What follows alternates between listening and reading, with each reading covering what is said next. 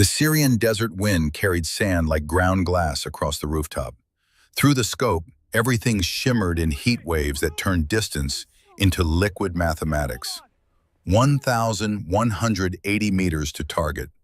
The ISIS commander stood in the courtyard below, radio pressed to his ear, coordinating attacks that would kill hundreds if he lived another hour.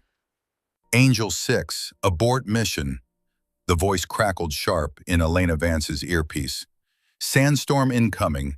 Visibility 0 in 90 seconds. I repeat, abort. She didn't move, didn't respond. Her breathing had already slowed to the rhythm she'd trained 6 years to perfect. Heartbeat settling at 48 beats per minute. The world narrowed to crosshairs, target, wind. Nothing else existed. Nothing else mattered. Her spotter lay 3 feet to her left. Jackson Reed, 24 years old, Montana ranch kid who could read desert wind better than meteorologists with satellites. He didn't question her silence. Had seen her make shots that shouldn't exist in physics textbooks, much less reality. The wind shifted, 17 knots from the east. Temperature 114 Fahrenheit, humidity 11%. Her mind calculated bullet drop, wind drift, Coriolis effect at this latitude.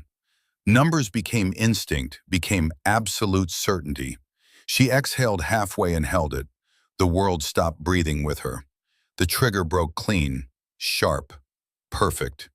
2.9 seconds of flight time.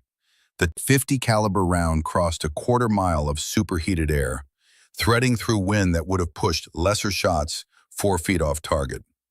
Through the scope, she watched the ISIS commander's radio tumble from his hand, watched him crumple like discarded paper, watched his bodyguards scatter like startled birds, searching for a threat they'd never see. Target eliminated, Jackson whispered, voice tight with awe he'd never quite lost. Jesus Christ, Elena, in this wind? That's impossible. Impossible is just math nobody bothered learning. She worked the bolt, smooth, practiced, already scanning for secondary threats. The sandstorm hit 30 seconds later. The world turned brown and howling. Zero visibility. Breathing became an act of faith. They extracted under conditions that grounded helicopters, Jackson guiding her by touch through streets she'd memorized from satellite photos 3 days prior. The team made exfil point with 4 minutes to spare. That was 2017, Raqqa, Syria. When Elena Vance was still Elena Vance. When Angel 6 was still just a call sign, not a legend that would force her into hiding. Not yet. The mission file would show objective completed, high-value target eliminated, 0 friendly casualties, classified success. What it wouldn't show, this was elimination number 189. That Elena Vance, at 24 years old, had become the most lethal sniper the Marine Corps ever produced. That 4 deployments across 6 years had turned a Montana girl who'd never fired a gun before boot camp into something the enemy whispered about in the dark. Angel 6, the ghost who killed from distances that made grown men check the sky for drones, for helicopters, for anything except the truth. That one woman with a rifle could reach out past half a mile and end you before the sound arrived. 2 years later, that legend would die, had to die, because legends drew attention, drew enemies, drew bounties that turned life into a countdown. But first, there was one more mission, one more promise to keep, one more night when Jackson Reed would bleed out in her arms, and Elena Vance would shatter more than just her legs. Syria, October 2017, 2 months after the Raqqa shot. Different city, same war, same heat that cooked rational thought out of your skull. The reconnaissance mission was supposed to be simple. 6 Marines, rooftop observation post, 48 hours of watching, recording, reporting. No engagement unless compromised. By the book intelligence gathering. Hour 37, they were compromised. Elena saw it first. Thermal signatures moving wrong. Too organized, too deliberate. Converging on their building from 3 directions. Jackson, we've got company. 30-plus hostiles, 3 minutes out.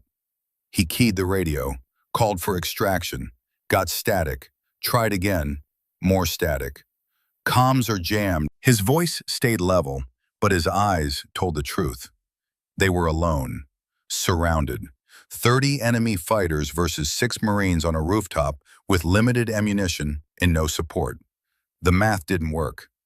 "Get everyone to the north stairwell," Elena said. "I'll buy time." "Elena, that's an order, Corporal.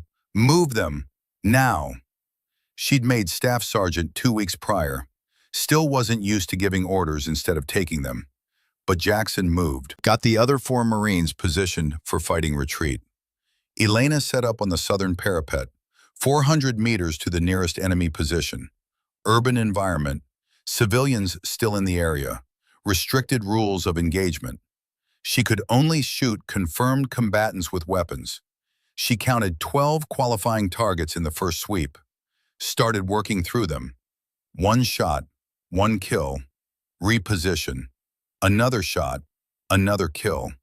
The mechanical rhythm of professional violence. The enemy adapted faster than expected, returned suppressive fire, lots of it. The rooftop became a storm of concrete chips in ricochets. Jackson appeared beside her.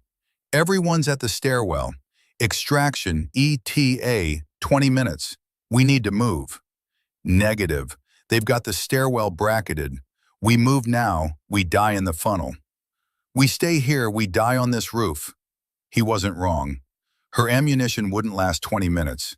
Not against 30 fighters who'd figured out where she was. She made the call, the one that would change everything. "We jump." Jackson stared. "What?" "North side, 3-story drop. There's an alley. We jump, we run, we link up with the others, we extract." "Elena, that's a 40-foot fall onto concrete." "I know. We'll shatter every bone in our legs." "Maybe. Or maybe we die here definitely." She met his eyes. "Your call, brother, but I'm jumping in 30 seconds either way." He checked the drop, checked the enemy advancing, did the same math she had. "You're absolutely insane." He smiled, grim, ready. "Let's go." They ran. North edge, vaulted the parapet, 3 stories of empty air. Elena hit first, tried to roll, failed. Both legs buckled wrong. She heard bones snap, felt pain like lightning through her entire nervous system, collapsed, screaming. Jackson landed beside her, tumbled better, got up, reached for her. "Can you walk?" She tried. Her left leg bent at an angle legs shouldn't bend. She went down hard. Above them, enemy fighters appeared at the rooftop edge, weapons raising. "Leave me," Elena gasped. "Get to the others." "Fuck that." Jackson grabbed her, started dragging. The first burst of gunfire caught him across the back. Body armor stopped most of it. 1 round found the gap, punched through his lower spine. He went down, tried to get up, couldn't. His legs weren't responding. "No!" Elena crawled to him, both legs destroyed, Jackson bleeding. Enemy fighters rappelling down the building. 30 seconds until they were overrun. Jackson coughed blood, looked at her with eyes going dim. Don't let me be the last one you couldn't save. Promise me. Angel, promise." "I promise, Jackson, I swear." He died before she finished. 24 years old, Montana ranch kid who read Wind like poetry. Gone. The enemy was 10 seconds out. Elena had a sidearm, 15 rounds, 30 targets. She made 7 count, dropped 7 before the slide locked back, then waited for the end. It came as helicopter gunfire. The extraction team arriving late, weapons hot, turned the alley into hell for anyone not friendly. They pulled her out, pulled Jackson's body out, pulled the other 4 Marines out alive. Mission rated as success. High casualty rate, but acceptable losses. Acceptable, as if Jackson was a number. As if his last words didn't haunt every breath she took afterward. Walter Reed Medical Center, Bethesda. 6 surgeries over 4 months. Compound fractures both tibias, shattered left fibula, severed ligaments, nerve damage that made doctors shake their heads and talk about medical retirement. Colonel Frank Harlow visited on day 47. He'd trained her, believed in her, turned her from Montana girl into Angel 6. He sat beside her bed and told her truths she didn't want to hear. Chechen warlord Khalid Basaya put $6 million on your head. Confirmed kill of his brother in Aleppo last year. Iranian intelligence added 4 million more. You eliminated their top operative in Baghdad. There are 12 separate bounties from 8 countries. Total value, $10 million for Angel 6. Dead. Proof required. Elena stared at the ceiling. I'm done anyway. Legs are destroyed. Can't run. Can't deploy. I'm useless. You're alive. That's not useless. That's opportunity. For what? Harlow leaned forward. To disappear. We stage a training accident. Closed casket funeral. Full honors. Angel 6 dies a hero. Elena Vance gets buried with classified records sealed. And you get a new name, new identity, new life where nobody's trying to kill you. Doing what? I'm a sniper who can't walk. You're a combat medic who saved lives in 4 war zones. We retrain you. Nurse practitioner, forward deployment medical support. You keep serving, just differently. She thought about Jackson, about his last words, about promises made in blood-soaked alleys. If I do this, if I become someone else, I want to save lives, not take them.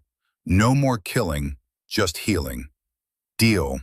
They buried Elena Vance in 2019. Arlington National Cemetery. Marine Honor Guard. 21-gun salute. The works. The coffin held sandbags in a dress uniform. Elena watched from a distance, civilian clothes, leaning on a cane she'd need for the rest of her life. Or so everyone would believe. Kira Ashford was born that day. Same woman, different name. Permanent limp from injuries that had healed perfectly. 3 years of committed performance art, playing broken so convincingly that doctors believed the lie. 3 years of saving lives instead of ending them. 3 years of peace she'd fought harder for than any battle. 3 years until Montana changed everything. January 2024. The Absaroka Mountains rose like broken teeth against a sky the color of old bone. Temperature hovering at -18 Fahrenheit before wind chill. The kind of cold that turned exposed skin necrotic in minutes. Froze rifle oil solid, made breathing feel like swallowing razors. The CH-47 Chinook's rotors beat winter air into submission as it descended toward the landing zone. Inside, 18 Marines sat in jump seats, faces set with the particular tension of men heading somewhere they might not leave. Full combat loads, winter warfare gear, the quiet that settles over professionals before potential violence. And one woman who didn't belong. Kira Ashford sat in the corner, medical kit between her boots, left leg extended at the awkward angle she'd perfected through obsessive practice. 31 years old but looking older in the cargo bay's harsh light, angular features that winter made sharper, pale gray eyes that reflected light without warmth, hair pulled back tight enough to hurt, tight enough to remind her this was real, this was now, this was the life she'd chosen. The Marines pretended not to stare. Most failed. They sent us a cripple. Private David Hayes, 22 years old, hadn't learned to whisper properly. Sound carried differently in the helicopter's metal belly. Every word found ears whether you wanted them to or not. Kira didn't react. She'd learned not to. Learned to make herself small, forgettable, beneath notice. Learned to limp so convincingly that even orthopedic surgeons believed the injury was real when they examined x-rays she'd carefully doctored. 3 years of playing broken. 3 years of being invisible. The skills that made her Angel 6 hadn't disappeared. They just found different applications. The helicopter touched down hard. Snow erupted in blinding clouds. The ramp dropped, and cold rushed in like a physical assault. Move! Move! The loadmaster's voice cut through rotor wash. Marines flowed out in practice formation. Kira stood slowly, favoring her left leg, gripping the overhead rail for support that was entirely theatrical. She made it 3 steps before Sergeant Cole Brennan brushed past, impatient with her slowness. She stumbled deliberately, caught herself, limped down the ramp into the worst cold she'd felt since the lie began. The forward operating base was barely worthy of the name. Prefab structures half buried in snow, fighting positions dug into frozen earth that resisted shovels like concrete, camouflage netting strung between scraggly pines that looked dead even in summer. This was the kind of place that didn't exist on maps politicians saw, the kind of place men died without headlines. Captain Reed Blackwell stood near the command tent, watching his unit assemble. 42 years old, career infantry, face like weathered granite, eyes that missed nothing and forgot less. He'd led men through Fallujah, Helmand, a dozen places that taught you which people could be trusted when the lights went out. His eyes found Kira, stayed there, not with appreciation, with the calculation of a man adding weight to a scale already tipping wrong. She limped toward him through ankle-deep powder, medical kit heavy, making sure every step showed weakness, vulnerability, exactly what they expected to see. Captain Blackwell? Nurse Practitioner Ashford, reporting as assigned, sir. He didn't salute. This wasn't that kind of operation. Just studied her like a problem he hadn't solved yet and didn't particularly want to. You're the medical support they sent. Not a question. An accusation wearing questions clothing. Yes, sir. That leg, combat injury? Kira had the story memorized, had told it 60 times without variation. Training accident, sir. Compound fracture, extensive nerve damage. Retrained as medical personnel afterward. Can you run? No, sir. Can you carry a combat load over distance? No, sir. Then what exactly can you do for me out here, Ashford? Each word precise, clipped. The voice of a man who'd lost soldiers because of weak links in the chain. She met his eyes, kept her voice level, professional, empty of the pride that would have answered differently. Keep your Marines alive, sir. That's what I do. That's all I do. Blackwell's jaw worked like he was chewing something bitter. We're 8 hours from nearest surgical support, 12 from anything resembling a real hospital. If things go sideways, you're all that stands between my Marines and bleeding out in snow that'll preserve their bodies until spring thaw. Yes, sir, I understand. And if we take contact, you can't move fast enough to stay with the unit during displacement. No, sir, I cannot. He nodded slowly, turned to the sergeant standing nearby. Brennan, get her set up in the medical bunker. When contact initiates, and it will, she stays there. Understood? We cannot spare combat personnel protecting someone who can't keep pace. Sergeant Cole Brennan, 38, scar tissue where his left ear should have been. The kind of NCO who'd seen enough combat to know what mattered and what didn't, gestured for Kira to follow. His voice dropped when they were out of Blackwell's earshot. Don't take it personal, ma'am. Captain's just thinking tactically. Bodies that can't move are liabilities in mobile warfare. I understand completely, Sergeant. That leg, Afghanistan? Training stateside, actually. He grunted. Didn't believe her, but didn't care enough to press. Led her to a reinforced dugout near the command post. Sandbags stacked shoulder high. Timber supports. Barely room for 3 people, and the medical supplies already stacked inside. The bunkers smelled like dirt and old fear, and the particular cold that seeps into places the sun never reaches. This is you. During any engagement, you stay here. Captain's orders, direct and non-negotiable. Kira nodded, set down her kit, took in the space with eyes that calculated fields of fire, escape routes, structural integrity, habits that never died, just learned to hide better. Brennan started to leave, paused at the entrance. You really think you can keep people alive out here? This far from support? This cold? She looked at him. Let something true show in her eyes for just a fraction of a second. I've kept people alive in worse places, Sergeant, under worse conditions. With less equipment, I'll manage. He studied her. Something in his expressions shifted, not understanding, just the recognition that maybe she wasn't quite what she appeared. That still water sometimes ran very deep. Then he was gone. Kira stood alone in the bunker. Around her, the base came alive with coordinated activity. Marines establishing perimeter defenses. Sergeants barking coordinates and range estimates. Diesel generators coughing to reluctant life. All the sounds of men preparing for violence they hoped wouldn't come, but knew probably would. She unpacked her medical kit with practiced efficiency, organized supplies by what she'd need first in mass casualty situations. Morphine, pressure bandages, surgical clamps, hemostatic agents, quick clot, chest seals, the tools of her chosen trade now, saving instead of ending, building instead of destroying. But beneath the medical supplies, in a compartment she'd built herself, hidden by a false bottom that would fool any standard inspection, lay the pieces of who she used to be. Macmillan, TAC-50, disassembled.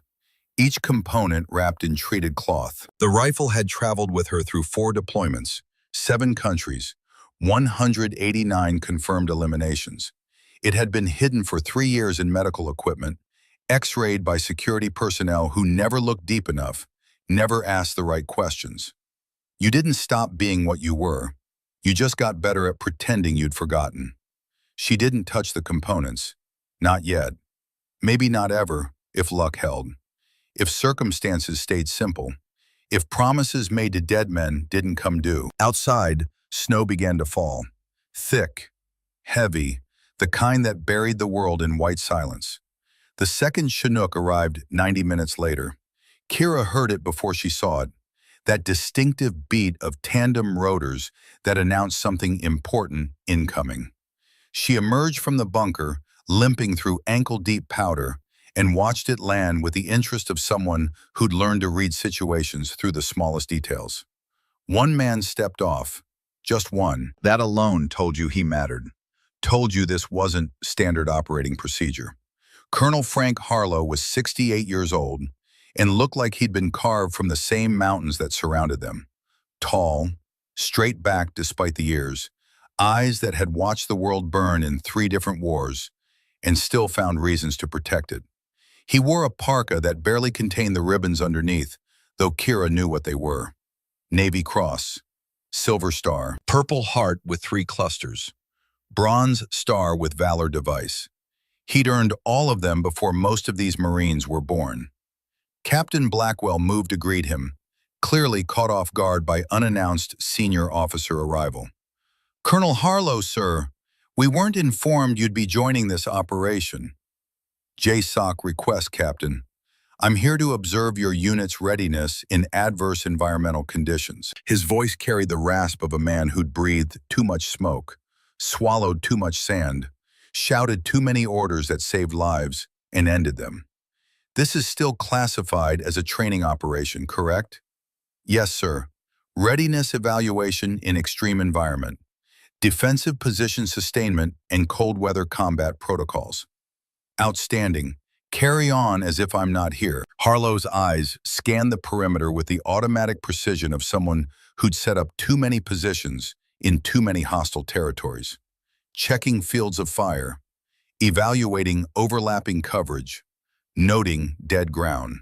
The instincts never died. Then his gaze found Kira, standing near the medical bunker, and for just a fraction of a second, something passed between them.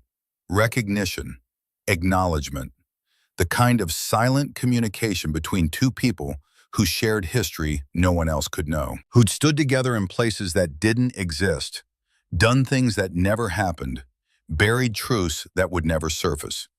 Then it was gone. Professional distance reimposed. Harlow turned back to Blackwell. "Your medical support, that's her?" "Nurse practitioner Ashford, yes sir, recently assigned." "The one with the mobility limitation?" "Yes sir, training accident. Significant nerve damage. She's limited to stationary medical support. Harlow nodded slowly, face giving nothing away. Unfortunate.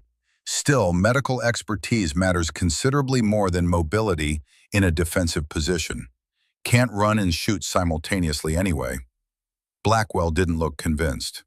With respect, sir, if we take contact and need to displace under fire, she becomes a liability we'll need to protect or abandon. Neither option is acceptable. Then I suggest you hold your position, Captain. Harlow's tone left no room for argument. It was the voice of a man who'd commanded in situations where positions were held or everyone died. Where are you bunking me? Blackwell assigned him quarters in the command structure.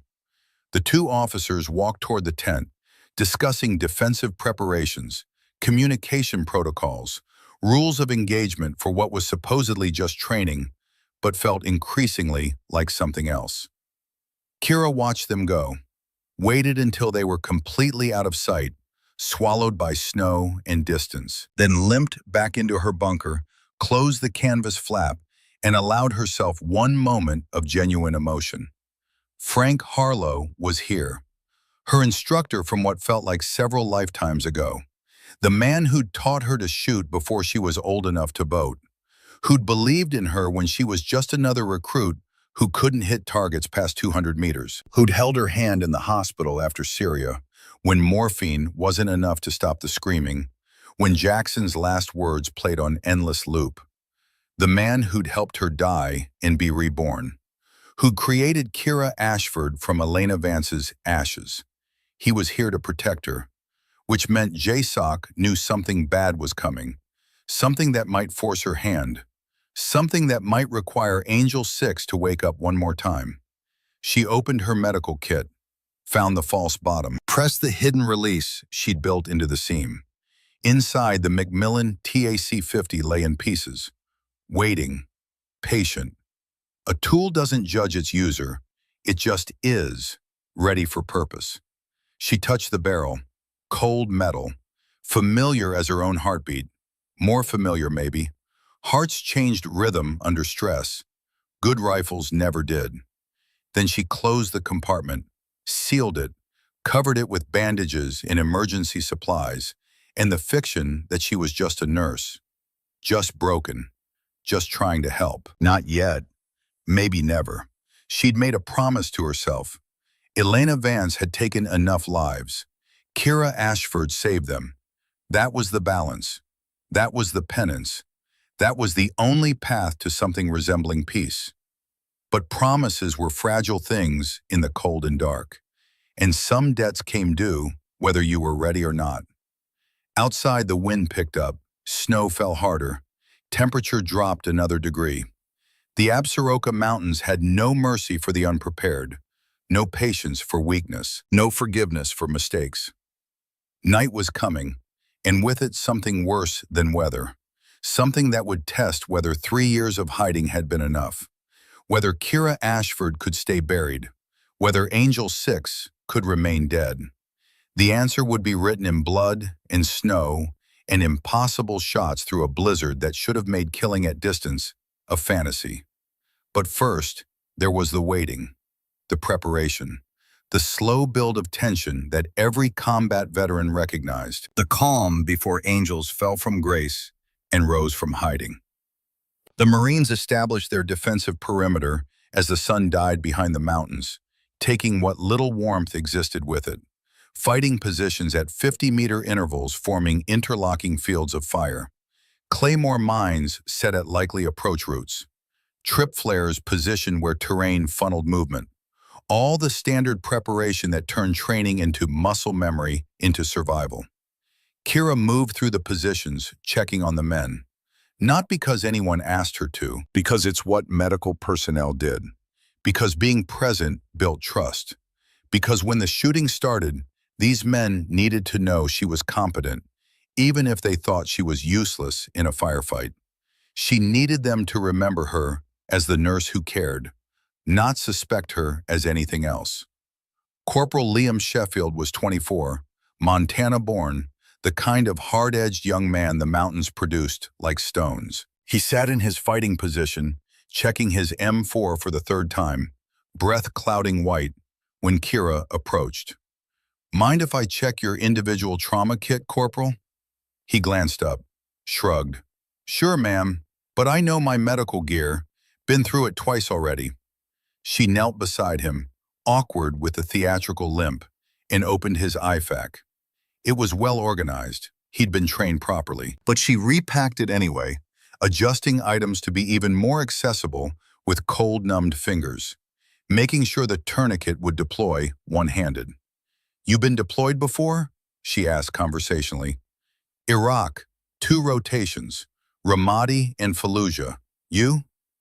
"Training accidents don't earn you deployment ribbons." The lie came easy now, automatic, like breathing. He nodded, didn't push, but he watched her hands as she worked. Noticed the efficiency, the way her fingers never fumbled, never hesitated, never second-guessed. The kind of muscle memory that came from doing something 1,000 times under stress, not from classroom training. "That's good work, ma'am. You move like you've done trauma care in the field before, under fire." Trained extensively in simulation. She handed back his kit. "Try very hard not to need it." "That's always the plan," he smiled. Young, confident, immortal in the way only men who haven't been seriously hurt yet could be. "Never works out that way though, does it?" "Sometimes it does. Sometimes you get lucky." She stood, wincing as her supposedly bad leg took weight, the leg that worked perfectly, the leg she'd spent 3 years pretending was crippled. "Make tonight one of the lucky times, Sheffield." "Yes, ma'am." She moved to the next position, then the next, checking kits, learning faces, memorizing names, building the human connections that made triage decisions easier when you had 3 critical patients and resources for 2. But part of her mind never stopped working tactically, noting elevation changes, calculating ranges to likely enemy positions, identifying dead ground where attackers could approach unseen, marking which fighting positions had good fields of fire and which were vulnerable to flanking. Old habits didn't die, they just pretended to sleep, waited for circumstances that would wake them.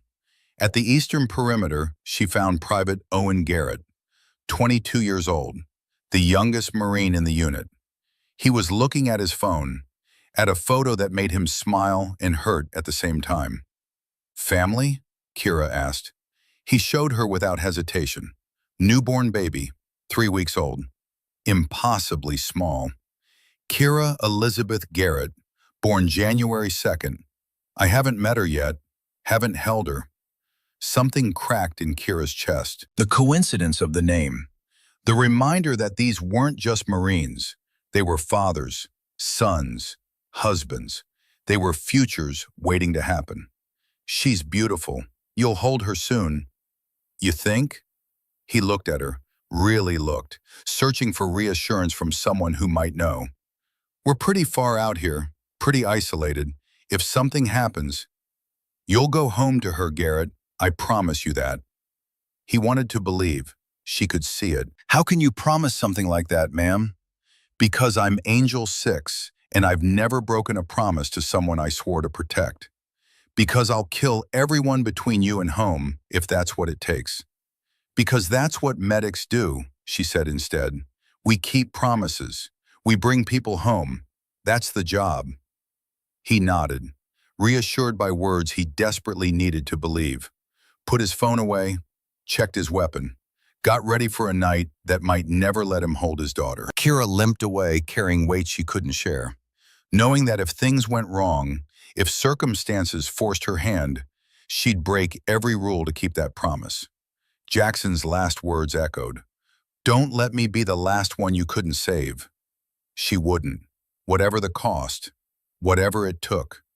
Garrett would hold his daughter. Full dark came at 1847 hours. The temperature dropped to -21, the kind of cold where breath froze in beards, where rifle actions got sluggish, where exposed skin turned black in minutes, where the world became actively hostile to human life. The Marines rotated watch, 2 hours on, 4 off, trying to stay warm, trying to stay alert, trying not to think about how far they were from support if something went wrong. Kira sat in her bunker, supposedly resting. Instead, she'd opened a small notebook, began logging observations with the precision that had made her legendary. 1,720 hours, wind shift, 15 degrees more easterly, barometric pressure dropping, major storm system incoming, larger than weather forecast predicted. 1805 hours, diesel exhaust detected, faint, northeast bearing, non-U.S. equipment signature, possibly vehicles, 800 to 900 meters out, using terrain to mask approach and engine noise. 1823 hours, artillery fire, distant, bearing consistent with known training areas across Canadian border. Russians, pattern suggests ranging fire, textbook bracketing technique for indirect fire. She wrote it all down, every detail, the patterns no one else was trained to see, the threat indicators that separated professional military operations from amateur militia, the signs that said this wasn't training anymore, if it ever had been. At 21:30 hours, shouting outside, then someone running, the particular sound of boots in snow moving fast, panic-driven. Kira grabbed her medical kit and limped out into freezing night. Her breath crystallized instantly. 2 Marines were carrying Sheffield. Even in the dark, she could see blood.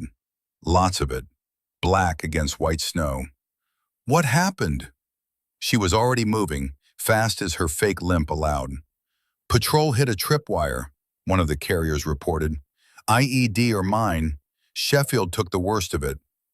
They brought him into the medical bunker, laid him on the tarp she'd prepared for exactly this scenario. Kira activated chemical lights, the bunker filled with sickly green glow that turned blood black. Sheffield's left side was shredded. Dozens of metal fragments had punched through winter gear, through body armor, into flesh. Blood everywhere. His breathing rapid and shallow, shock setting in fast. "Get me trauma shears," Kira said. Her voice had changed. No hesitation, no uncertainty. Pure clinical authority that came from treating gunshot wounds in Syrian alleys, blast injuries in Iraqi cities, sucking chest wounds in Afghan mountains. The Marines scrambled to help. She cut away his gear, layer by layer, jacket, vest, shirt, exposing the damage. It was bad, real bad. Arterial bleed from the femoral, punctured lung probably, shrapnel still embedded in a dozen places. In a hospital, this would take a surgical team. Here, she had basic supplies in her hands. Her very steady hands that remembered how to work miracles when miracles were required. She worked for 40 minutes, no wasted motion, no excess communication. When she needed an instrument, she held out her hand and it appeared. Her fingers moved with the precision of someone who'd done emergency surgery in conditions worse than this, who'd kept Marines alive in places where death was the expected outcome, clamped the arterial bleed, packed the worst wounds with quick clot, inserted a chest tube when his breathing deteriorated, working by feel and experience because textbooks didn't prepare you for this, administered blood expanders and broad-spectrum antibiotics from her limited supply. Outside the bunker, Captain Blackwell watched through the canvas opening. Beside him, Colonel Harlow stood with arms crossed. "She's good," Blackwell said quietly, surprised despite himself.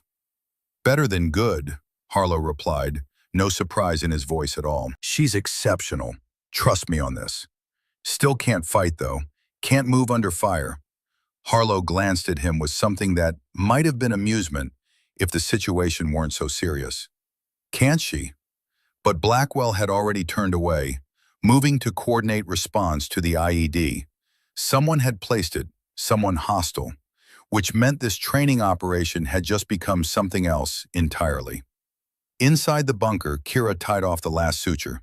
Sheffield was stable, alive. He'd need evacuation within 48 hours, but he'd live to see Montana again. To tell stories in bars about the nurse who saved him with surgery that shouldn't be possible in a snow bunker by chemical light. She sat back. Her hands were covered in blood, her jacket soaked with it, but her hands didn't shake, didn't tremble, steady as they'd been in Fallujah, in Helmand, in Raqqa. Because some skills never faded, you just learned to use them differently. Behind her, she heard someone whisper, "Jesus Christ, she just saved his life. Did you see that? That was surgical level work." Another voice, quieter, "Still can't run though. Still dead weight if we get hit hard. Liability in mobile combat." Kira didn't respond, just cleaned her instruments, checked Sheffield's vitals, made notes in her log for whoever would take over his care after evacuation. But her mind was working. IED meant enemy presence. Professional placement meant training, resources, intent. This wasn't random. This was coordinated. This was someone testing defenses before the main assault. She'd seen it before. Syria, Afghanistan, Iraq. The probe before the storm. The test before the killing blow. This wasn't training anymore. Maybe never had been. Midnight came and went. The temperature bottomed out at -22.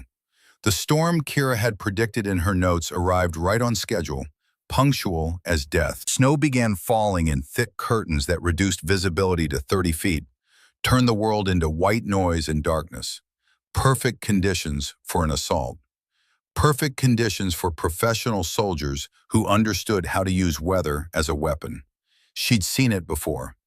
Thermal signatures masked by precipitation, sound dampened by wind, defenders blind beyond arm's reach, attackers invisible until they were on top of you, until it was too late for anything except dying. At 01:47 hours, the surveillance drone died.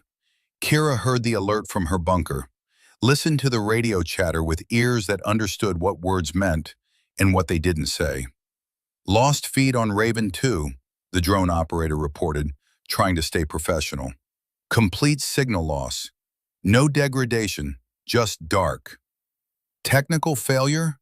Captain Blackwell asked, voice tight with the hope it was simple. "Negative, sir. Battery was at 73%.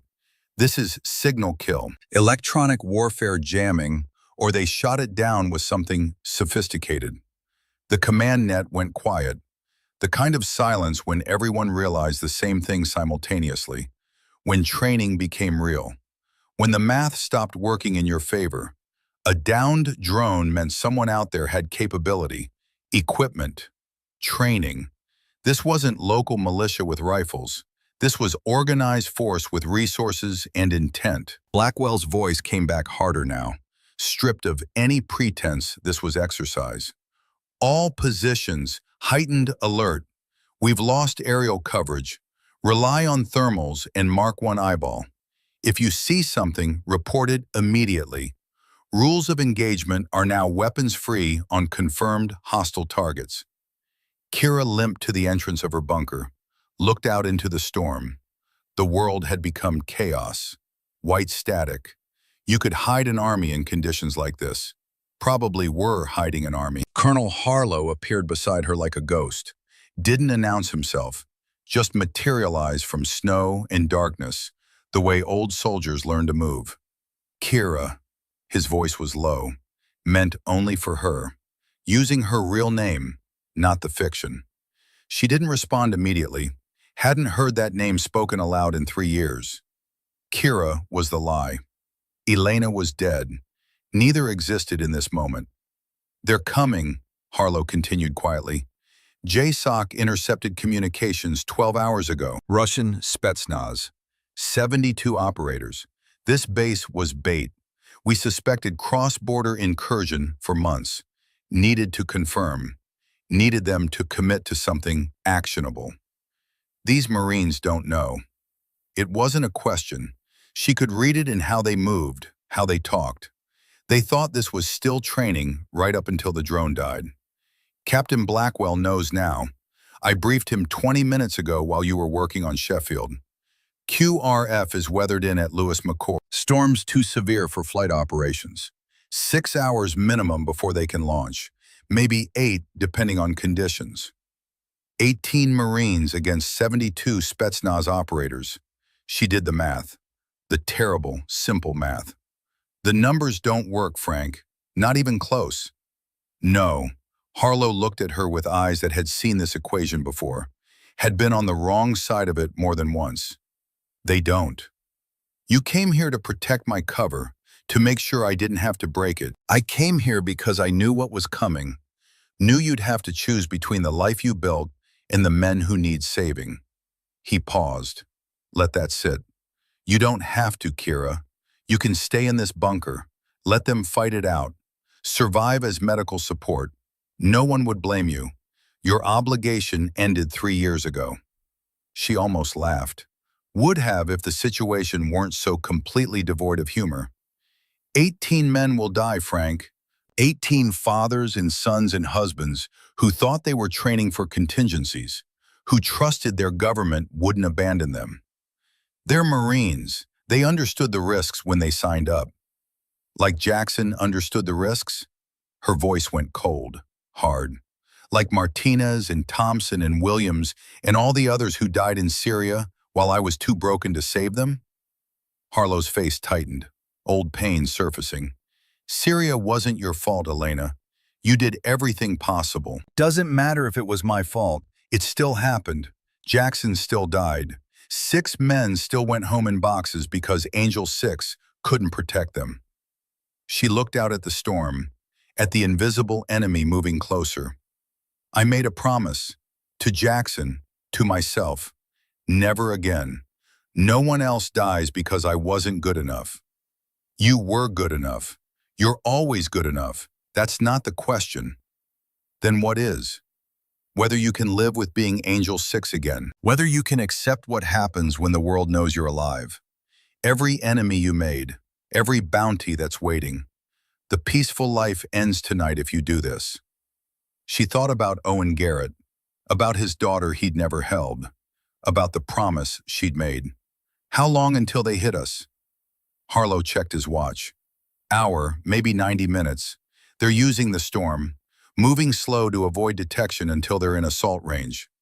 And Blackwell gave me direct orders. When contact happens, I hide in the bunker. Non-negotiable. Yes, he did.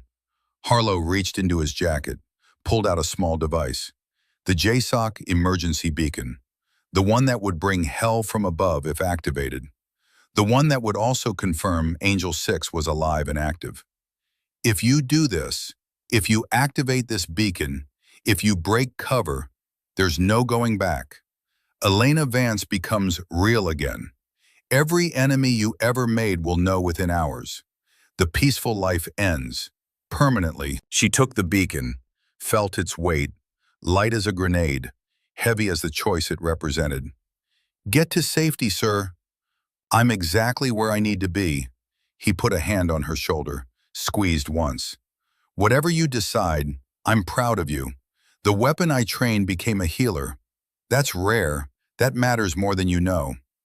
Then he was gone, back into the storm, back to wherever old warriors went when young ones prepared for choices that would define them. Kira stood alone at the bunker entrance, the beacon in one hand, her fake limp keeping her anchored to the lie she'd lived for 3 years, the life she'd built from careful deception and harder truths.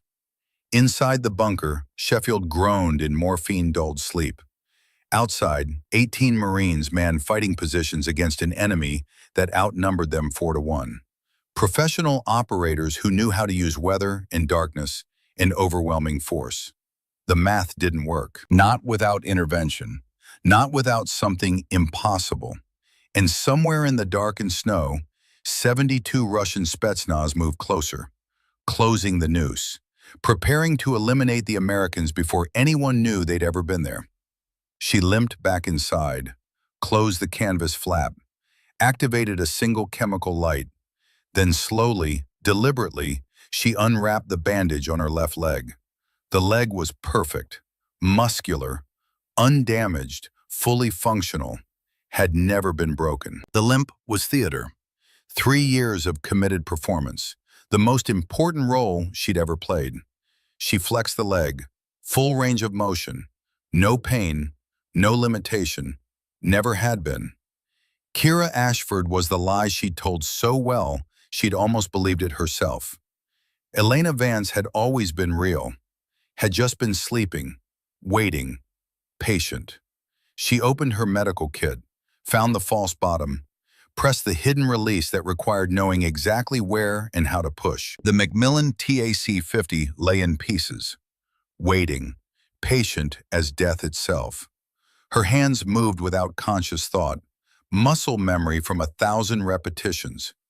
Barrel, receiver, scope, stock, bolt assembly, magazine well, 28 seconds from components to weapon. She could do it blindfolded, had done it in darker places than this. She loaded 15 rounds, .50 BMG, custom loads, hand-selected brass, powder charges calculated for extreme cold. Every round perfect, because anything less than perfect meant someone died who shouldn't. The rifle sat across her lap, familiar weight, familiar balance, like greeting an old friend you'd hoped never to see again, knowing that hope had always been fantasy. Outside, she heard Captain Blackwell's voice, giving final orders before the storm made communication impossible. Ashford, when shooting starts, you stay in that bunker. You hide. That's a direct order. We cannot risk assets protecting you during contact. She looked at the canvas flap, at the storm beyond, at the invisible enemy moving through the dark, at the 18 Marines who trusted her to keep them alive. Thought about Jackson bleeding out in her arms, about Syria, about 6 men who died because she couldn't protect them, about promises made in blood. Thought about Sheffield barely alive on the tarp, about Owen Garrett and his 3-week-old daughter he'd never held, about futures that would end unless someone impossible intervened. She activated the JSOC beacon, 3 clicks, emergency authentication code that would reach NORAD in 90 seconds. QRF would scramble immediately, 6 hours minimum through the storm. These Marines didn't have 6 hours. They had maybe 60 minutes before contact, maybe 30 minutes of fighting before they were overrun, maybe less if the Russians were better than good. But they had something the enemy didn't account for, couldn't account for, wouldn't believe was possible even after it happened. They had Angel 6. Kira stood. No limp now, just smooth, powerful movement. The body she'd hidden for 3 years. She pulled on white winter camouflage, loaded extra magazines, checked the scope one final time, then stopped. Looked at the medical supplies around her, at the bandages and morphine and all the tools she'd used to save lives instead of end them, at the person she'd tried so hard to become. "I'm sorry," she whispered, to no one, to everyone, to the ghost of who she'd been and the person she'd hoped to stay. Then she picked up the rifle and stepped out into the storm. The cold hit like a physical blow, wind screaming, snow horizontal, visibility maybe 40 feet in the chemical light scatter from base positions. The temperature had dropped to -24, cold enough to kill in minutes without proper gear, cold enough to make metal brittle, cold enough to change everything about how bullets flew. She moved through the Marine positions using terrain and darkness. None of them saw her, too focused on external threats, too convinced the crippled nurse was safe in her bunker where she belonged. She found high ground, barely 4 feet of elevation, but in flat terrain, 4 feet was everything. Went prone in the snow. The cold soaked through her clothes instantly, started the countdown to hypothermia. She had maybe 20 minutes before it became critical, maybe 40 before it killed her. Long enough. Through the scope, the world became green, thermal imaging, heat signatures blooming against the frozen landscape. And there, at 740 meters, a cluster of shapes, organized, moving with purpose, professional spacing, tactical discipline. The enemy had arrived, right on schedule. 72 operators who thought they were hitting an unprepared training unit, who thought this would be quick and clean and deniable. They were about to learn different. At the center of the formation, one figure stood slightly apart, Radio antenna visible even through the snow. 4 bodyguards in close protection formation. Textbook command element positioning.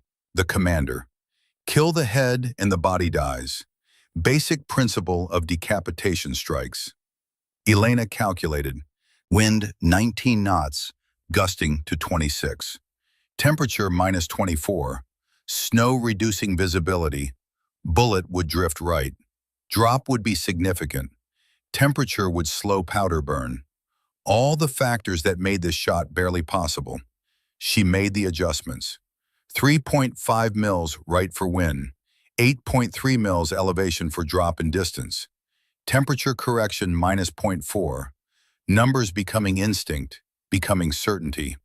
The commander raised his hand, giving orders, coordinating the assault that would kill 18 Marines who trusted their government to protect them.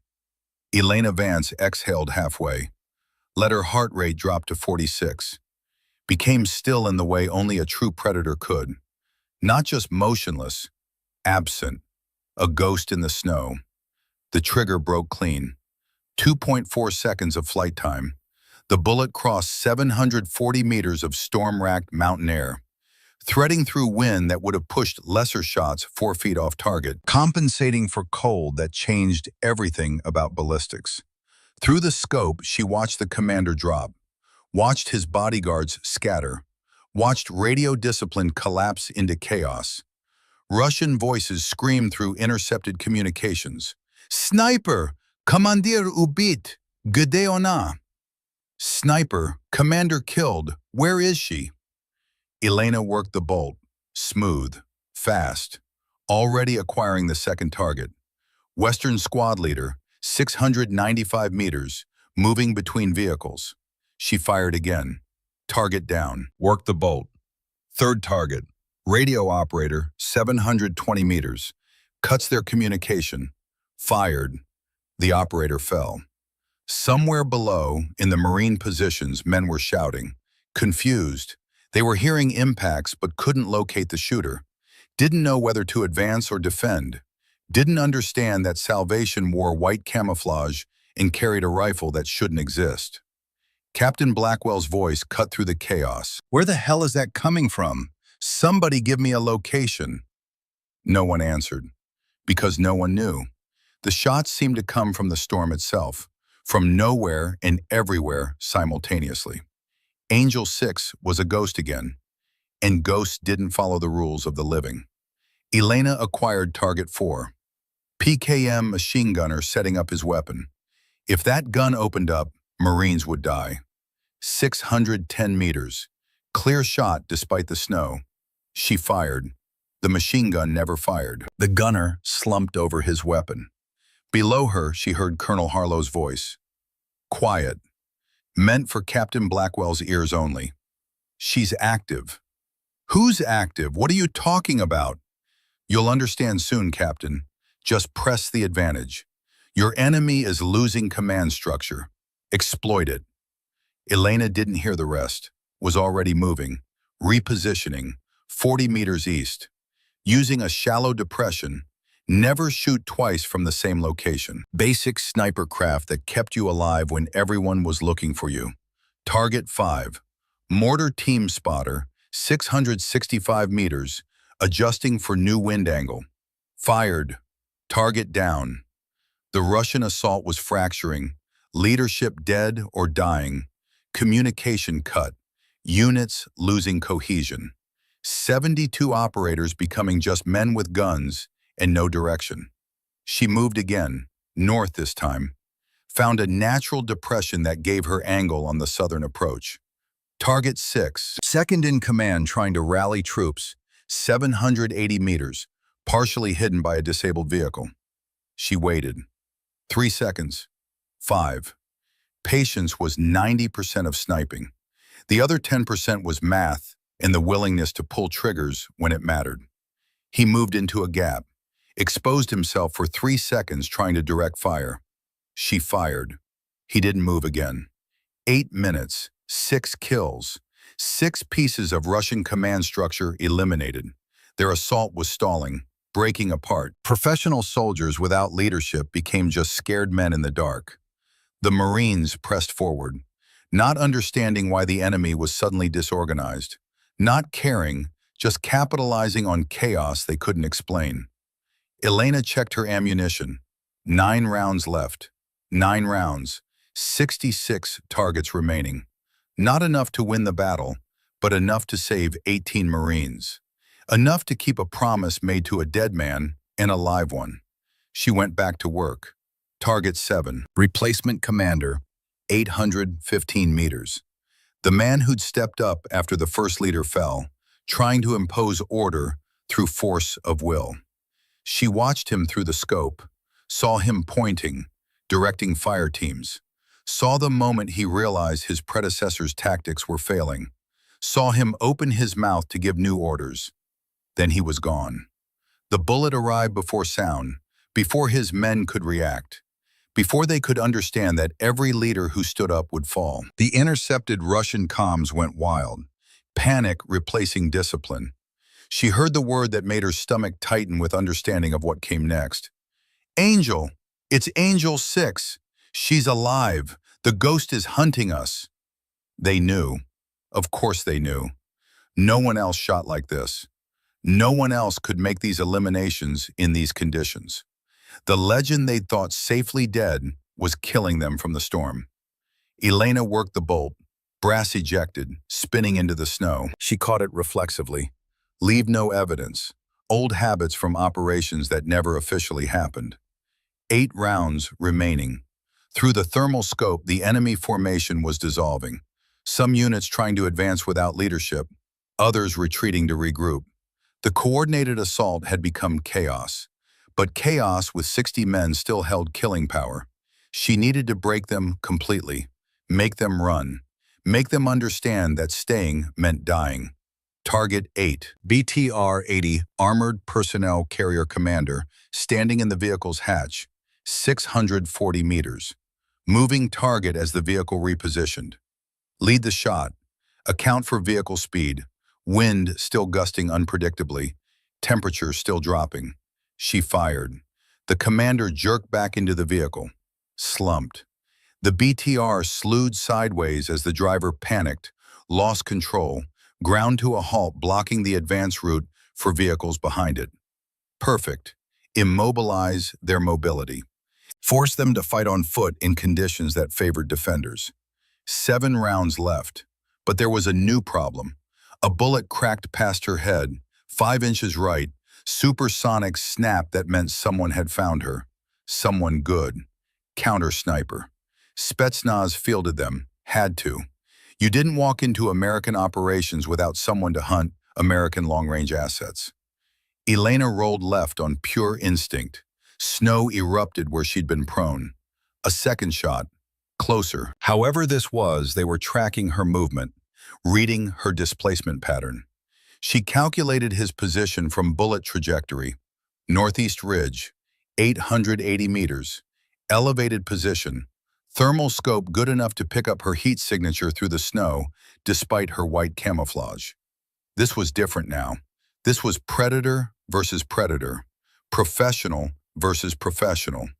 Angel 6 versus someone who might actually be good enough to kill her. She couldn't stay in this position. He had her ranged. Third shot would connect. But moving meant exposing herself, meant giving him another window to fire. So she did what he wouldn't expect, what no rational person would do. She went to ground completely, rolled into the depression, pressed herself absolutely flat, pulled snow over her body and rifle, became terrain, became nothing. Through the scope, barely visible above the snow line, she scanned the ridge.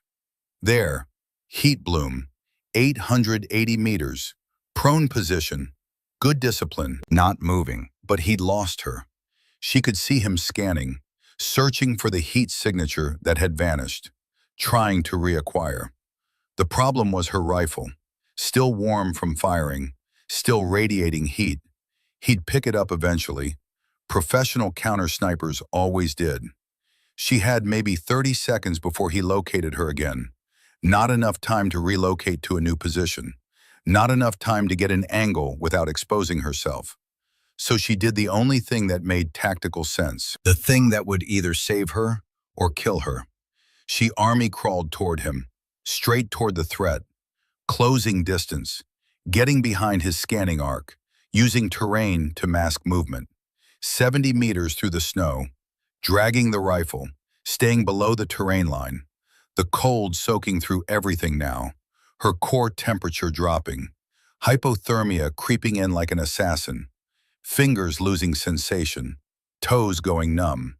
She remembered training, Arctic warfare course, Harlow's voice cutting through the cold. Pain is information, temperature is data, the mission is absolute, everything else is negotiable. Young Elena Vance had thought he was insane. Now she understood. Pain was just your body complaining. Cold was just a condition. The mission was the only thing that mattered. She crawled 90 meters, angled east, circled behind his position through a route that kept her below his sight line, found what she needed, a frozen streambed, natural depression carved by water that had turned to ice months ago. She slid into it. The cold was instant, shocking, the kind that stops breath and stutters hearts. Minus 24 air was one thing. Minus 24 ice was something else entirely. She submerged. Let the ice water cover her. Her thermal signature would vanish completely. The enemy sniper's scope would see nothing but frozen stream. Just terrain. Just nature. Counted to 30 while her body screamed. Muscles cramping. Every instinct demanding she surface and breathe and live. Counted to 60 while vision narrowed. Core temperature dropping into dangerous territory. Hypothermia transitioned from risk to certainty. Counted to 90. Then crawled downstream underwater. 200 meters. No breathing. Just movement and will. Just the promise to Owen Garrett and the memory of Jackson Reed and the understanding that some things mattered more than survival. Surfaced 100 meters behind the enemy sniper's position. Gasped for air. Her whole body convulsing with shivers. Hypothermia setting in hard now. She had maybe 20 minutes before it became critical. Maybe 40 before it killed her, regardless of intervention. But she had position, and position was everything. The enemy sniper was still scanning her old location, still searching with professional patience, good at his job, well-trained, disciplined. Not good enough. Range now 920 meters. Extreme for these conditions. Uphill angle 6 degrees. Wind gusting unpredictably between 20 and 30 knots. Her hands shaking so badly she could barely hold the rifle steady. Vision blurring at the edges. Core temperature critically low. This was the shot they'd talk about, if anyone ever knew she'd taken it. The shot that would prove Angel 6 was more than human. Or maybe less, maybe something in between. She wedged the rifle against a rock outcropping, used it to stabilize. Couldn't trust her hands. Her body was shutting down. Hypothermia fighting for control. Breathed on the scope to clear condensation. Waited for her body to stop shaking long enough to aim. 10 seconds. 20. Her vision graying at the edges. Fingers white and nearly nerveless. The enemy sniper shifted. Adjusting his scope, still hunting, still professional.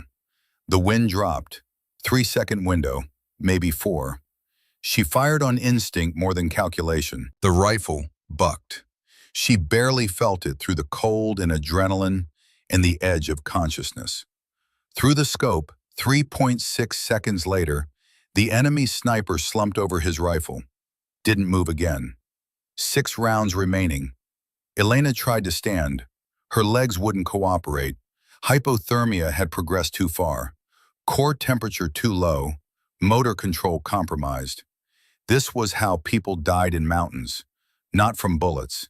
From cold that crept in while you were focused on other things. She reached into her medical kit, found the emergency epinephrine auto-injector, slammed it into her thigh through winter gear. The medication hit her system like electricity. Heart rate spiked. Vision cleared marginally. Muscle control returned just enough to move. Just enough to matter. She forced herself up, started back toward her original position. Every step agony, every movement using willpower reserves she didn't know she had. The helicopter rotors were closer now, maybe 8 kilometers. She could see searchlight beams cutting through the storm. The QRF coming in hot, coming to save people who might already be dead if she didn't finish this. 5 more shots, 5 more eliminations to break the enemy completely. Target 9. Reserve squad leader trying to organize a fighting withdrawal, 685 meters. Her hands were shaking badly. Hypothermia fighting the epinephrine. She braced the rifle against her body, controlled her breathing, waited for the tremor to subside enough. Fired. Target down. 5 rounds left. Target 10. Officer attempting to coordinate vehicle extraction, 755 meters, moving between BTRs. Waited for him to stop. 3 seconds of patience. He paused to check a radio. Fired. He fell between the vehicles.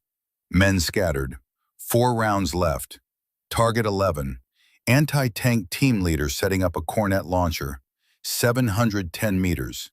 That weapon could devastate the Marine positions. Fired. The team leader fell across the launcher. The loader abandoned the weapon. 3 rounds left. Target 12. Final visible officer trying to establish a rear guard. 730 meters. Fired. He went down. The rear guard dissolved. 2 rounds remaining, but there was no one left to shoot. The enemy was running, full rout. Vehicles grinding away through snow, men on foot scattering into darkness. The professional assault force had become survivors fleeing from a ghost. She'd fired 12 shots, 12 Russian command elements eliminated, 12 impossible kills in conditions no one should attempt. Angel 6 had returned, and the world would know by morning. Elena safed the weapon, 3 rounds still chambered. Insurance. Started to disassemble the rifle, but her fingers wouldn't cooperate. Hypothermia critical now. She dropped the bolt twice before managing separation. She forced herself to move. Back toward the Marine positions, angling to approach from the bunker direction. Had to make it look like she'd been there the whole time. Had to maintain some version of the lie. 50 meters, her vision graying, legs trembling, the epinephrine wearing off. 40 meters, she could see the bunker now, so close, almost safe. 30 meters, her legs gave out. She went down hard in the snow. Couldn't get up. Hypothermia had won. 20 meters, crawling now, dragging herself through powder. The rifle components scattered in her pockets. Had to hide them. Had to maintain something. 10 meters. She could hear voices. Marines calling out, searching for casualties. 5 meters. Almost there. She collapsed against the bunker entrance. Used the last of her strength to arrange herself. Made sure her legs were positioned to show the limp. Made sure nothing looked wrong except the hypothermia that was very, very real. Pulled snow over herself. Made it look like she'd been caught in a drift trying to help someone. Then let the cold take her. Let the shaking consume her. Let darkness creep in at the edges. Sergeant Brennan found her 30 seconds later. Jesus Christ, Ashford, what are you doing out here? She couldn't answer. Teeth chattering too violently. Body convulsing with shivers that weren't performance. This was real hypothermia, real danger, real chance she'd die from cold after surviving everything else. He grabbed her, started dragging her into the bunker, shouting for help. Captain Blackwell appeared, then Colonel Harlow. Get her inside immediately. Warming blankets, hot fluids. Harlow's voice, controlled, professional, but his eyes met hers for just a second. Understanding passed between them. She's got maybe 20 minutes before this becomes irreversible. They carried her into the bunker, wrapped her in thermal blankets, forced warm water between her lips that chattered against the rim. Through the shivers, she managed words. The shooting, so much shooting. I was so scared. You stayed in the bunker like ordered? Blackwell asked, searching her face. She nodded, couldn't speak more. But her story was simple. She'd been terrified, stayed hidden, that's all. Except Brennan was looking at her jacket, at the ice crystals that had a particular pattern, at the way snow had frozen to fabric. "Captain," he said quietly, "her jacket, that's creek ice formation. I grew up in Montana. I know what creek ice looks like on clothing." Blackwell stared. "What?" "She's been in water, recent, within the last hour." They looked at her, really looked, at her soaked clothing under the jacket, at the ice in her hair, at boots wet through despite being waterproof. Harlow stepped in smoothly. She was probably trying to help someone, saw a Marine down, tried to reach them, got disoriented in the storm, fell in the frozen creek. Lucky she made it back at all. It was a good lie, better than Elena could have managed through the hypothermia. Blackwell wanted to push. She could see it. But the radios were exploding now. The helicopters overhead. The QRF landing in force. "Stay with her," Blackwell ordered Brennan. "Make sure she doesn't die of exposure. We'll discuss this later." He left. Brennan stayed for another long moment, looking at her with eyes that saw too much. Eyes that understood something wasn't right about this picture. Then he left too. Only Harlow remained. He waited until they were alone, then leaned close, whispered below the range of any listening devices. "The rifle?" She managed to pat her jacket. The components were there, hidden in pockets, safe. "How many?" She held up both hands, showed 12 fingers through shaking that wasn't entirely from cold. "Christ, Elena, 12 kills. In these conditions." He closed his eyes. "You just made yourself real again. You know that, right? The Russians will know by morning. Everyone will know Angel 6 is alive." "Kira," she whispered through chattering teeth. "I'm Kira. Not anymore. Not after tonight." The bunker flap opened. A 3-star general stepped in. Thomas Carver, 60 years old. Hard face that had made decisions most people couldn't imagine. Eyes that had seen everything twice and been impressed by nothing. He looked at Elena, then at Harlow. "Angel 6?" he asked quietly. Harlow nodded once. Carver studied her for a long moment. At her shaking, at her hypothermia, at the woman who just eliminated 12 enemy combatants in conditions that would have stopped anyone else, that had nearly killed her in the process. "Get her warm, get her stable." He turned to Harlow. "And get her story straight, because half this unit suspects something impossible tonight. They're going to ask questions we can't answer, honestly." "What do we tell them?" Harlow asked. "The truth we can live with.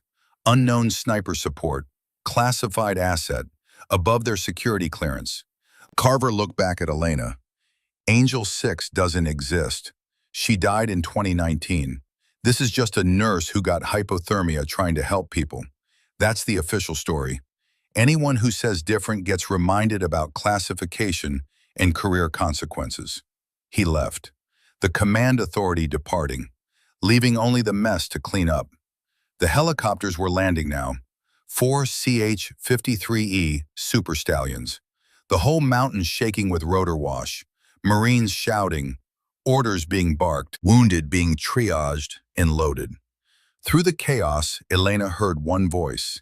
Young, scared, searching. Private Owen Garrett, calling for his squad leader, looking for familiar faces, making sure his brothers were alive. She closed her eyes. He was alive. They were all alive. 3 Marines dead from the initial contact, 9 wounded, but 15 were walking. 15 would go home. Owen Garrett would hold his 3-week-old daughter. She'd kept the promise, to Jackson, to herself, to the Marine she barely knew, but had sworn to protect. The cost could come later, when the world discovered Angel 6 was alive, when every enemy she'd ever made started hunting, when the peaceful life ended for good. For now, 15 Marines would go home, and that was enough. That had to be enough. The medic checking her vitals looked concerned. Core temperature is 89 degrees. That's critical hypothermia. We need to get her on a bird immediately. Get her somewhere with real medical facilities. They loaded her onto a stretcher, carried her through the storm to the waiting helicopter. As they moved, she saw the Marine positions, saw evidence of the battle. Spent brass everywhere, scorch marks, blood frozen in the snow. Saw Captain Blackwell standing near the command post, staring at her as they carried her past. His face unreadable, but his eyes asking questions he couldn't voice. Saw Brennan watching her, his eyes knowing something he couldn't prove, suspecting truths he'd never confirm. Saw young Garrett, alive, whole. He caught her eye as they passed, didn't understand why, just felt like he needed to look, to acknowledge something he couldn't name. She was loaded into the helicopter. Harlow climbed in beside her. The engine screamed. The rotors bit air that resisted. They lifted off, the mountain dropping away beneath them, the storm still raging. The battle site becoming invisible in the white chaos. Inside the helicopter, 15 Marines sat in jump seats. Alive.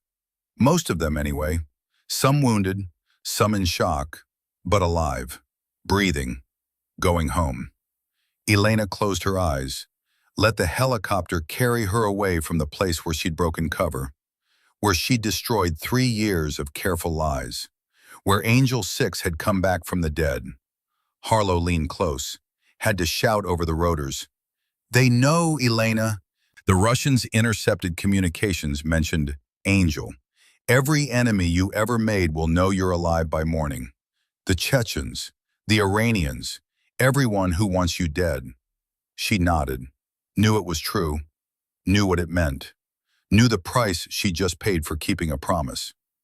The peaceful life is over, he continued. You can't be Kira Ashford anymore. They'll hunt you, find you.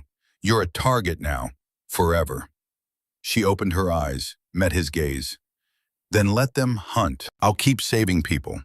That's who I am now. That's who I choose to be. You killed 12 men tonight. That's not saving. That's ending. To save 18. The math works, Frank. It has to work.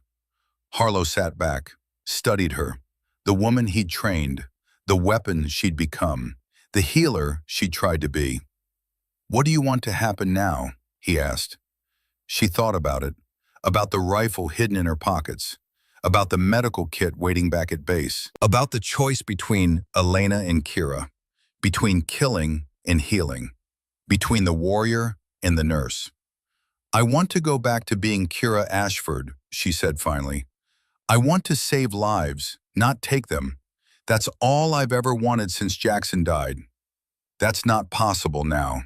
The world knows. Then make it possible. You did it once. Killed Elena Vance. Created Kira Ashford. Do it again. Better this time. How? She smiled. Barely, through the hypothermia and exhaustion and the weight of 12 more bodies on her conscience. I was in the bunker, like ordered. I didn't see anything. I got disoriented in the storm, fell in the creek, nearly died from exposure. That's the story. That's the truth that matters. And the shots, the eliminations, the impossible kills, unknown sniper support, classified, like the general said, above everyone's clearance. Harlow shook his head. The Marines saw too much, suspect too much. They'll talk. They'll figure it out eventually. Let them talk. Let them guess. As long as there's no proof, it's just stories, just legends, just another ghost story Marines tell to feel better about surviving when they shouldn't have. She closed her eyes again. I'm tired, Frank. Tired of being a weapon. I want to heal. Please, let me heal. He didn't answer, just sat with her as the helicopter flew through the storm, as the mountains passed beneath, as the battle site disappeared into memory and classification. 40 minutes later, they landed at Joint Base Lewis McChord. The wounded were rushed to medical facilities. The able-bodied were directed to debriefing rooms. The process of turning chaos into official narrative beginning immediately. Elena was separated, Two officers in civilian clothes escorted her to an isolated building. No explanation, no discussion. Just the understanding that some conversations happened away from official channels. Inside, a small room, table, two chairs, one-way mirror. She knew this setup. Interrogation, damage control, the machine deciding what to do with the weapon that had fired itself. She sat, still shaking from hypothermia despite thermal blankets in warm fluids, still soaked through, still exhausted beyond measure. Waited. General Carver entered 20 minutes later, alone, closed the door, sat across from her with the weight of command in every movement. 12 confirmed eliminations, he said without preamble. No pleasantries, no small talk, just facts. Range from 610 to 920 meters. Conditions that grounded most aircraft. Visibility near zero. Temperature -24. Wind gusting above 25 knots. She didn't respond. Wasn't sure what response was expected or safe. The enemy radio traffic identified you, called you Angel, said it was impossible, said you were supposed to be dead. He leaned forward. I've read your file, Vance, all of it, the classified parts, the parts that require presidential clearance to access. 189 confirmed eliminations before Syria, 4 deployments, 6 years of service, every decoration we can give. You were the best we ever produced. Was, she said quietly. Past tense. That person died in 2019. Is she dead? Tonight proved otherwise. Those shots, in those conditions, no one else makes those shots. I was in the bunker. I didn't. Don't. His voice cut sharp. Don't insult my intelligence or yours. I know what happened. Harlow knows. Half the Marines on that mountain suspect. The only question now is what we do about it. She met his eyes. What do you want to do about it, sir? Reactivate you. Put you back in service. Angel 6 is too valuable to waste on nursing. We need operators of your caliber, especially now, especially with threats increasing globally. No, that's not a request, Staff Sergeant. Then it's a refusal, General, sir. Carver leaned back, studied her like a problem that wouldn't solve itself. You understand what you're turning down? The honor, the recognition, the chance to serve at the highest level, to be acknowledged as what you are. I understand I killed 189 people as Elena Vance, and I've saved 340 lives in 2 years as Kira Ashford. I know which person I'd rather be, which legacy I'd rather leave. The world needs warriors, Vance. People who can do what you do, who can make the impossible shots when everything depends on it. The world has warriors. It needs healers more. She paused, gathered strength. I gave you everything, General. 6 years, 4 deployments, my legs, my identity, my life. I died so I could have peace. Let me keep it, please. You broke cover tonight, activated the beacon, exposed yourself to every enemy who wants you dead. You think the Chechens won't find out? The Iranians? Every group that has a bounty on Angel 6? Then I'll deal with it, as Kira, living quietly, saving lives, not looking for fights, not being a weapon anymore. Carver stood, paced to the window, looked out at the base, at the life she was choosing over glory and recognition, and the things she'd been trained to be. This is your last amnesty, he said finally. Next time you activate that beacon, next time circumstances force you to break cover, you're reactivated, permanently. No choice, no debate, no retirement. You understand? There won't be a next time, sir. You can't promise that. No one can. She stood despite the exhaustion, despite the hypothermia that still made her shake. Yes, General, I can. Because I'm done being Angel 6. That person is buried. Let her stay buried. Carver turned back, looked at her for a long moment, at the woman who just turned down everything most soldiers dreamed of achieving, then nodded. Once. Sharp. Get her processed. medical clearance, clean clothes, documented story consistent with the official narrative. She was in the bunker, got disoriented, fell in creek, hypothermia. That's the record. Anyone who says different answers to me personally. He left, the weight of command departing, leaving only the human behind. Elena stood alone in the interrogation room, shaking, freezing, soaked through, but free. For now, for however long it lasted, for however long the lie could hold. The door opened. Harlow stepped in carrying dry clothes and medical discharge papers. "You pulled it off," he said quietly. "Carver's signing off on the cover story. As far as official record goes, Angel 6 was never there. Unknown sniper support. Classified. End of story." The Marines? Being debriefed separately, told the same story. Classified asset. Above their clearance. Most will accept it. Some will wonder. None will know for certain. He paused. "You're being transferred to Richmond, Virginia. Civilian hospital, emergency department. Effective immediately. Get you away from questions, away from people who might recognize something." She nodded, took the papers, transfer orders, new assignment. The machinery of bureaucracy turning her back into Kira Ashford. "Elena," Harlow said as she started changing into dry clothes, "those shots tonight, the 920-meter counter-sniper elimination, the 12 kills in conditions that shouldn't allow any, that was the best shooting I've ever seen. Better than anything you did before Syria. Desperation makes you precise. No, you're better now than you were. Calmer, more certain. The question is, why?" She thought about it while pulling on the dry shirt. About Jackson, about promises, about the difference between shooting to kill and shooting to protect. "Because I'm not trying to prove anything anymore. I'm not competing. I'm not collecting numbers or building reputation. I'm just trying to save people. No ego, no competition, just mission, just purpose." She looked at him. "Maybe that's what makes the difference. Shooting to protect instead of shooting to impress. Killing because it's necessary instead of because you can." Harlow smiled, sad but genuine, proud. "I trained you to be a weapon, the best weapon we ever made, but I'm prouder that you became something more, something better.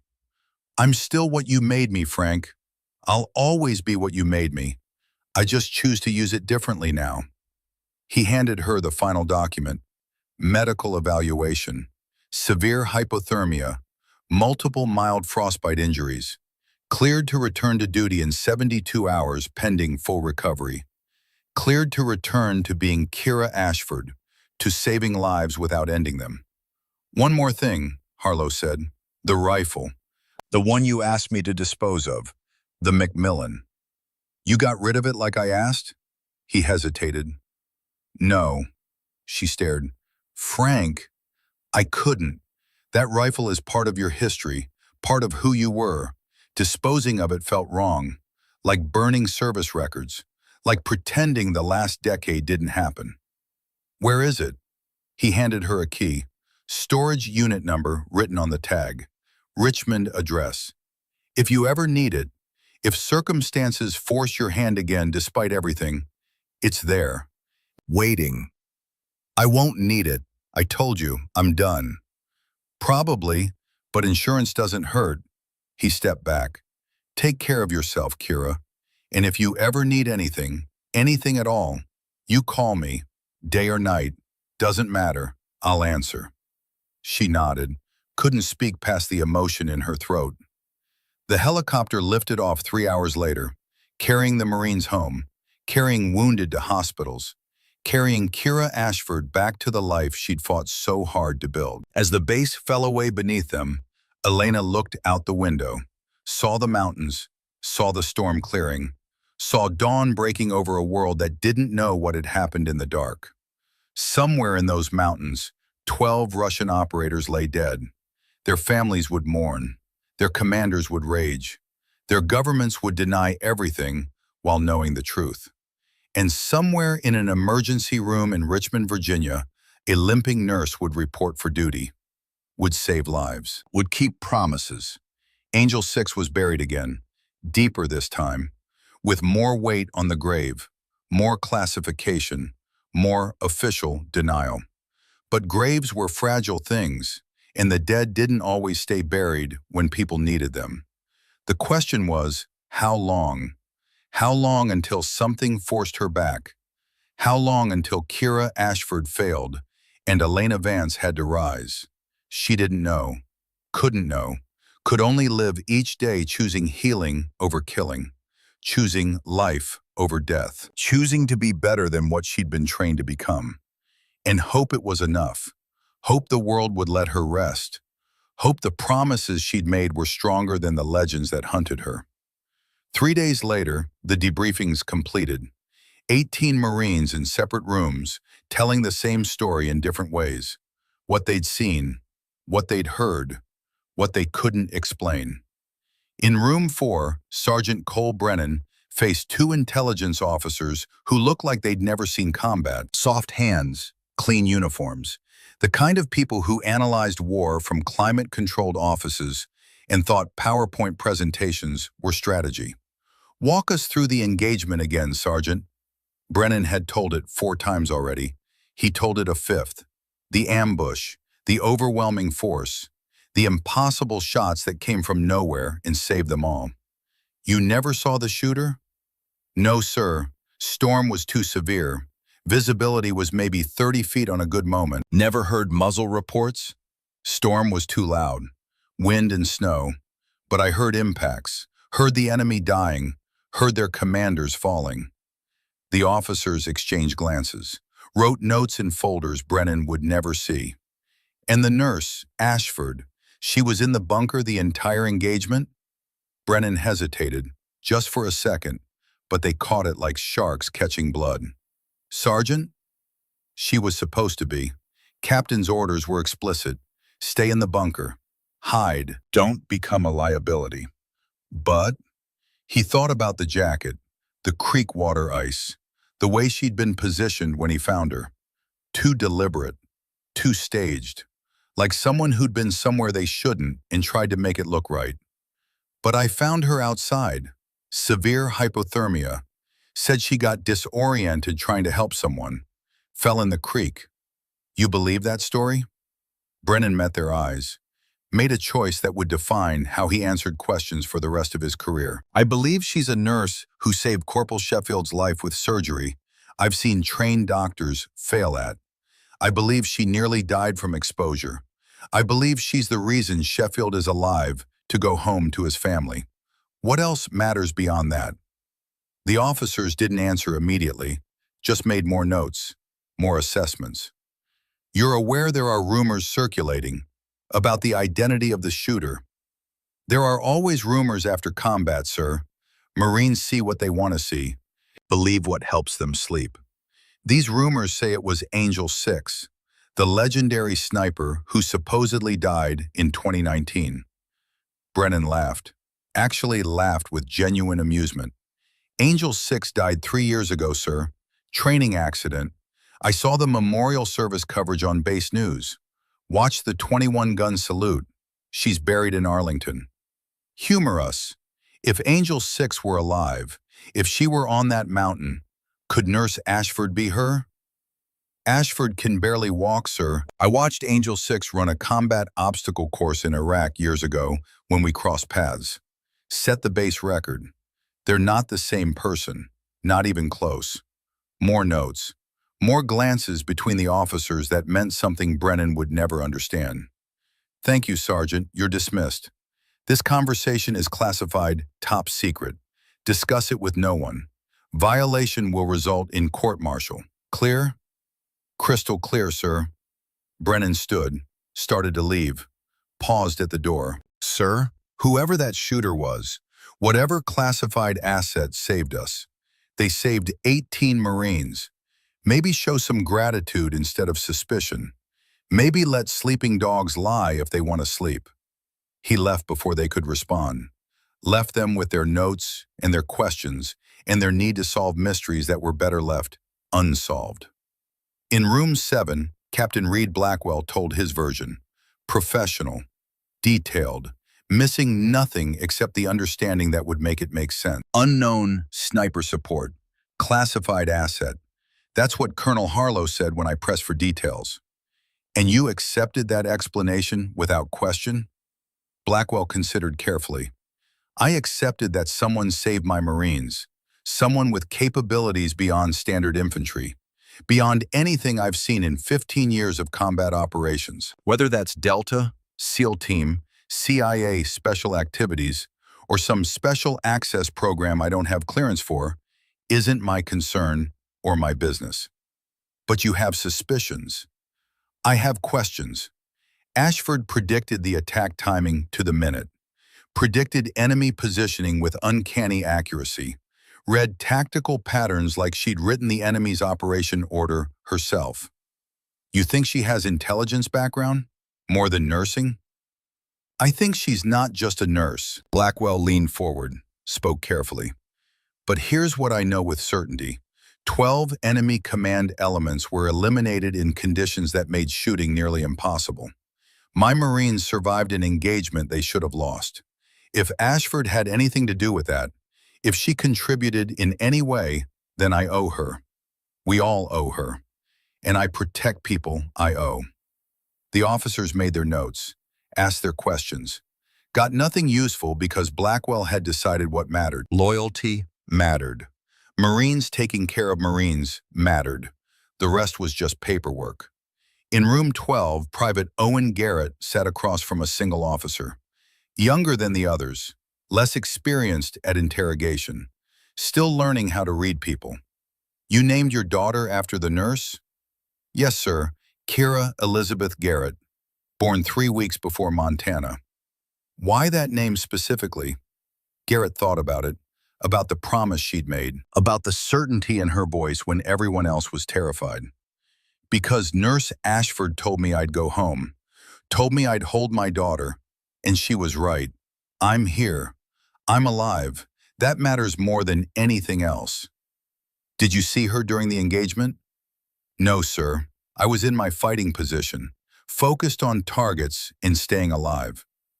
But you have thoughts, theories, about the mystery shooter who saved you. Garrett smiled, genuine warmth. Everyone has thoughts, sir. Doesn't mean they're right. Doesn't mean they matter. Share them anyway. That's an order. I think someone impossible saved us. Someone who shoots better than physics should allow. Someone who kept a promise when it mattered most. He paused, met the officer's eyes directly.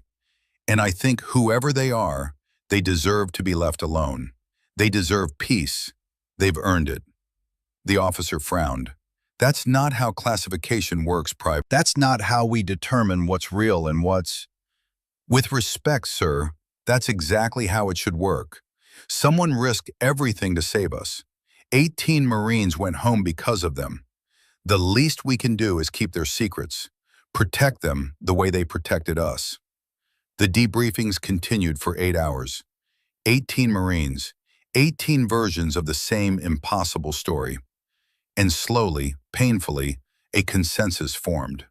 Unknown sniper support, classified asset, above our clearance. Don't ask questions. Don't seek answers. Accept the gift and move on. The official record was written that night, typed by officers who'd never been to Montana, signed by commanders who understood that some operations needed fog more than clarity. Engagement summary. U.S. Marine Training Unit engaged by hostile force, estimated 72 plus personnel.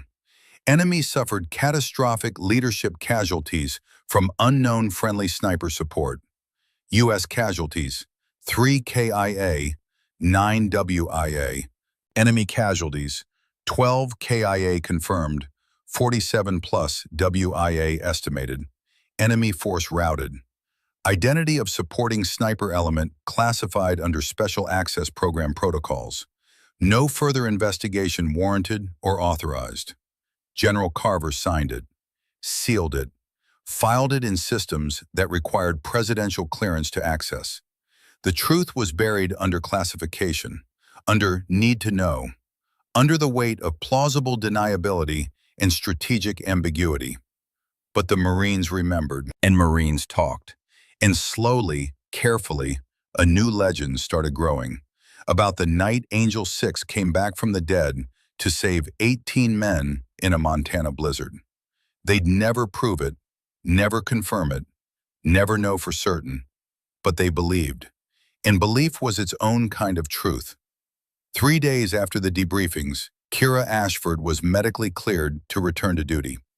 Evaluations showed recovery from severe hypothermia, minor frostbite on 3 fingers, mild malnutrition, recommended 72 hours rest, then return to standard duties. She reported to the base hospital for final discharge processing. A nurse handed her paperwork. Transfer orders to Richmond, Virginia, Civilian Hospital Emergency Department, effective immediately. "You're being reassigned," the nurse explained with professional courtesy. "Command thinks you need a break from forward deployment after the trauma you experienced." Kira nodded, didn't argue. Understood, this was part of the arrangement. Get her away from the Marines, who suspected.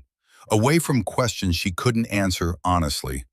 Away from people who might recognize what she was beneath the limp and the lies. She signed the papers, took her discharge documents, limped toward the exit with the performance she'd perfected over 3 years. "Ashford," she turned. Captain Blackwell stood in the corridor, out of uniform, civilian clothes, looking older than he had in Montana, tired in ways that suggested he hadn't slept well since that night. "Captain, just read now. I'm off duty." He moved closer, lowered his voice. "I wanted to thank you personally, for Sheffield, for keeping him alive long enough for real medical care to matter. Just doing my job, sir." "No, you did more than that." He paused, chose words carefully. "A lot more than anyone could reasonably expect from a nurse stationed in a bunker." She met his eyes, saw the question he wouldn't ask, the accusation he wouldn't make, the gratitude fighting with confusion and suspicion. "I was in the bunker," she said quietly, firmly, like ordered. "I didn't see what happened outside, just heard the shooting and was terrified." "I know what you said. I read your statement multiple times." He stepped closer. "But I also know impossible when I see it. And those shots were impossible unless someone extraordinary made them. Someone with training and experience beyond anything normal." "Unless what, sir?" "Unless someone extraordinary was there. Someone who cared enough to risk everything." He held her gaze. "If that person exists, if they saved my Marines and nearly died doing it, I want them to know something." "What's that?" "That I misjudged them completely, called them useless, dead weight, liability. And I was wrong, completely, utterly wrong." His voice roughened with emotion he didn't hide. "And if I'm ever in the dark again with bad odds and no hope, that's the person I want watching my back. The person I'd trust with my life and my Marines' lives, without hesitation." Kira felt something crack inside her chest. Recognition.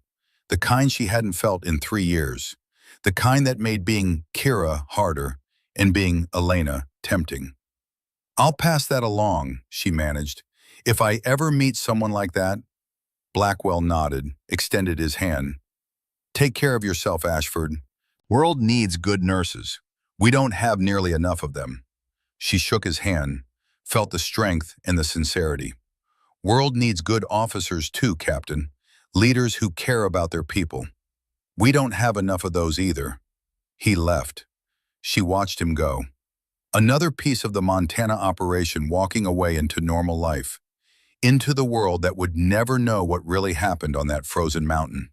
She turned back toward the exit, found Colonel Harlow waiting by the door like a statue.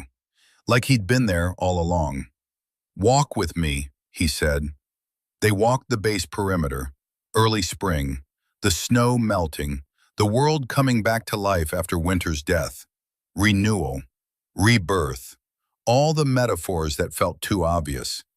"The debriefings are complete," Harlow said as they walked. "Official story is locked and sealed. Marines bought it. Most of them anyway. The ones who didn't chose to keep quiet out of loyalty or respect or fear of looking insane. And the ones who suspect the truth chose to keep that suspicion to themselves. Loyalty matters in the Corps. Marines protect Marines, even from inconvenient truths. He glanced at her. You made an impression, Elena, a lasting one. Kira. Right, Kira. He didn't sound convinced, didn't sound like he believed she could ever be just Kira again. The transfer to Richmond is permanent. Civilian hospital. No military oversight, no official connection to the Corps. You can disappear into normal life. Be the nurse you want to be. Save lives without anyone watching. That's good. That's what I want. Is it? They walked in silence for a moment. You saved 18 Marines, eliminated 12 threats, made shots I've only seen in training films and target demonstrations. And now you're going to change bedpans in suture drunk drivers. Yes. Why? She stopped walking, looked at him, at the man who trained her, believed in her, helped her become something impossible, and then helped her hide from it.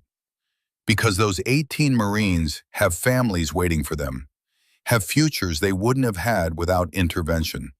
Sheffield's going to finish his engineering degree. Blackwell's going to make major and command a company.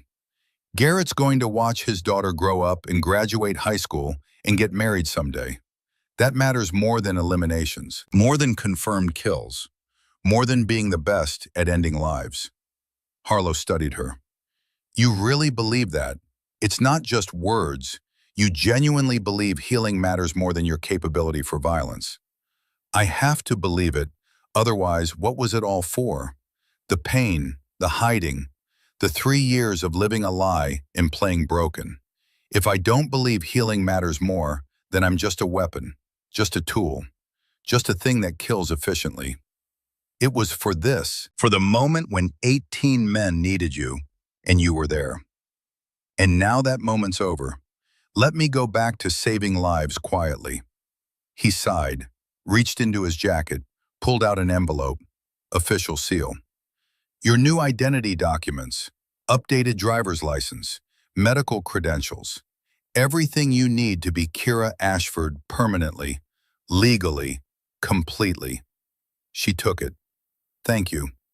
Don't thank me yet. He pulled out a second envelope, heavier, official looking. This is from General Carver. Read it later. When you're alone, when you're ready to understand what it means. She took that too, felt the weight, knew it probably contained truths she wasn't ready for. Frank, will they come for me? The Chechens, the Iranians, all the people who want Angel 6 dead. Eventually, probably, the Russians will share what they learned. Intel gets traded, word spreads. The people who've been hunting Angel 6 for 3 years will hear she's alive. He put a hand on her shoulder. But you'll be ready, because you're always ready, even when you're pretending not to be. I don't want to be ready for war. I want to live in peace. Then do both. Be the nurse who saves lives, but keep the warrior close enough to surface if needed. Keep yourself sharp. Keep your skills current, just in case. That's not peace, Frank. That's just waiting for the next war. Maybe, but it's the best option you have. They reached her transport vehicle, a van that would take her to the airport, to Richmond, to the new life waiting. One more thing, the rifle, the Macmillan, the one you asked me to dispose of. You said you kept it in storage. I did. Richmond, storage unit. The key I gave you is real. He paused. But I need you to understand something. I kept it because I believe you'll need it again. Not because I want you to. Not because I'm hoping for violence, but because I've been doing this for 40 years and I recognize when someone's story isn't finished. My story with violence is finished, has been since Syria. I hope you're right, I genuinely do. But hope isn't strategy. He stepped back. Take care of yourself, Kira. Be the person you want to be. Save the lives you want to save. And if you ever need anything, advice, support, extraction, anything, you call me. Doesn't matter when, doesn't matter why, I answer. She nodded, got in the van, watched him disappear as they drove away. The mentor becoming memory, the instructor becoming ghost. The flight to Richmond took 4 hours. She sat in coach, window seat, watched America pass beneath her.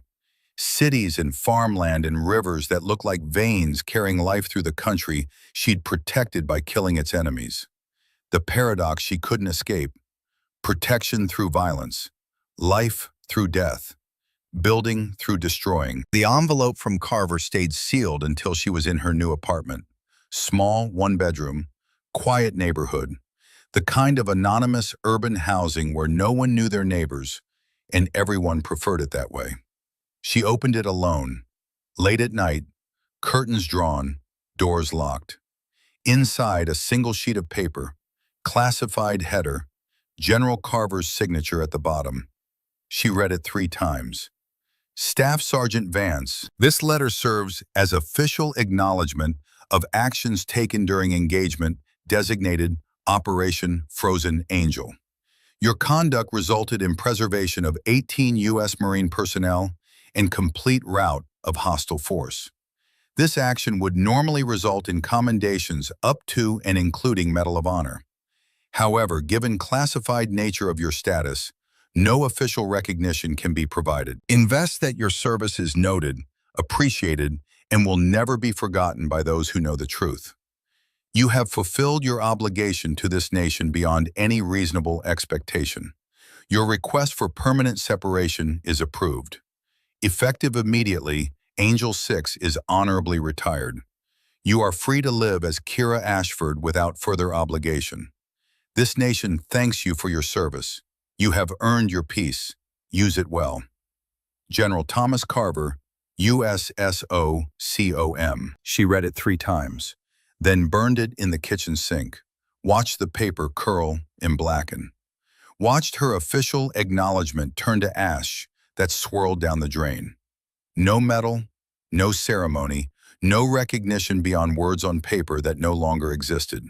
Just freedom, just peace, just the chance to be Kira Ashford without apology or explanation. She started work at Richmond Memorial Hospital 2 days later. Emergency department, night shift. The chaos of urban trauma, where every day brought new variations of human fragility.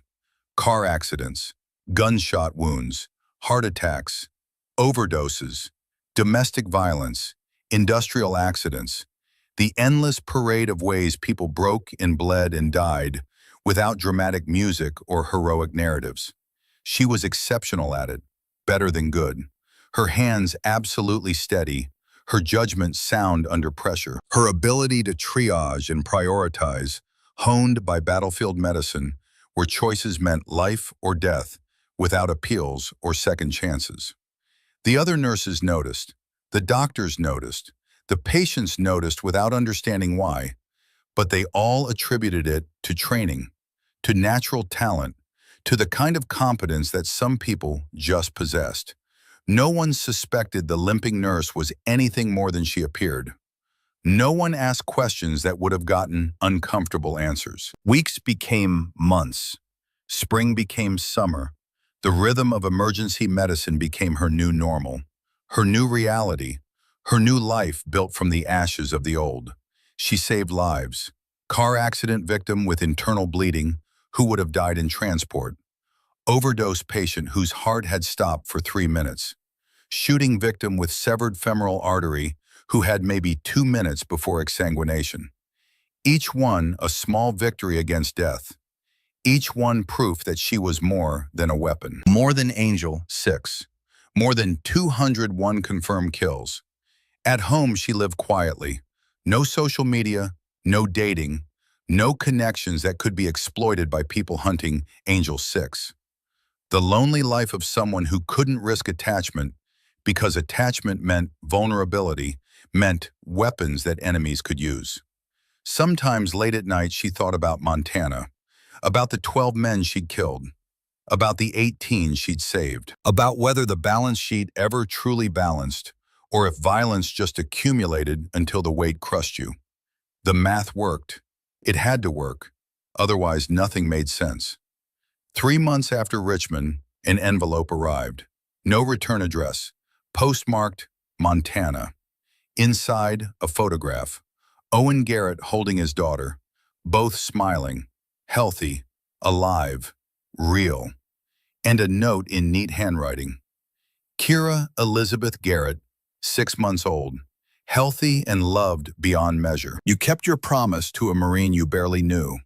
We'll keep yours to you. Your secret is safe. Thank you for giving me my future. Thank you for being the angel who saved her daddy. The Garrett family. She put the photo on her refrigerator, the only personal item in the apartment, the only proof that Montana had been real, that the nightmare and the miracle had both happened, the only reminder that sometimes angels had to break cover to keep promises. And sometimes promises mattered more than peace. 6 months after Richmond, late shift at the hospital, 0200 hours, Friday night, the ER unusually quiet, which always made veterans nervous because calm never lasted. Kira was restocking trauma supplies when her phone buzzed. Unknown number. She almost ignored it, almost let it go to voicemail, but something made her answer. Instinct. The kind that kept you alive when rational thought was too slow. Ashford. It's Brennan, Sergeant Cole Brennan from Montana. His voice was strained, pain underneath professional control. She recognized it immediately, remembered Montana, remembered the Marine who'd found her in the snow. Sergeant, what's wrong? I need help, medical help. Can't go to a hospital, can't explain why. But I remembered you, remembered how you saved Sheffield with surgery that shouldn't be possible in those conditions. Every instinct screamed, trap, setup, someone who'd figured out who she was, someone looking for Angel 6 who couldn't be found any other way. But his pain sounded real, his desperation genuine, and Marines took care of Marines, always. Where are you? He gave an address. Industrial area, wrong side of town, the kind of place where questions weren't asked and answers weren't given. I'll be there in 20 minutes. Keep pressure on whatever's bleeding. Elevate if possible. Stay conscious. She grabbed supplies from the ER, told the charge nurse, family emergency, drove to the address with her heart rate elevated and her tactical awareness screaming that this could be the trap that ended everything. Found Brennan in a warehouse. Gunshot wound to the abdomen. 2 other men with him, also shot. Some kind of operation gone wrong.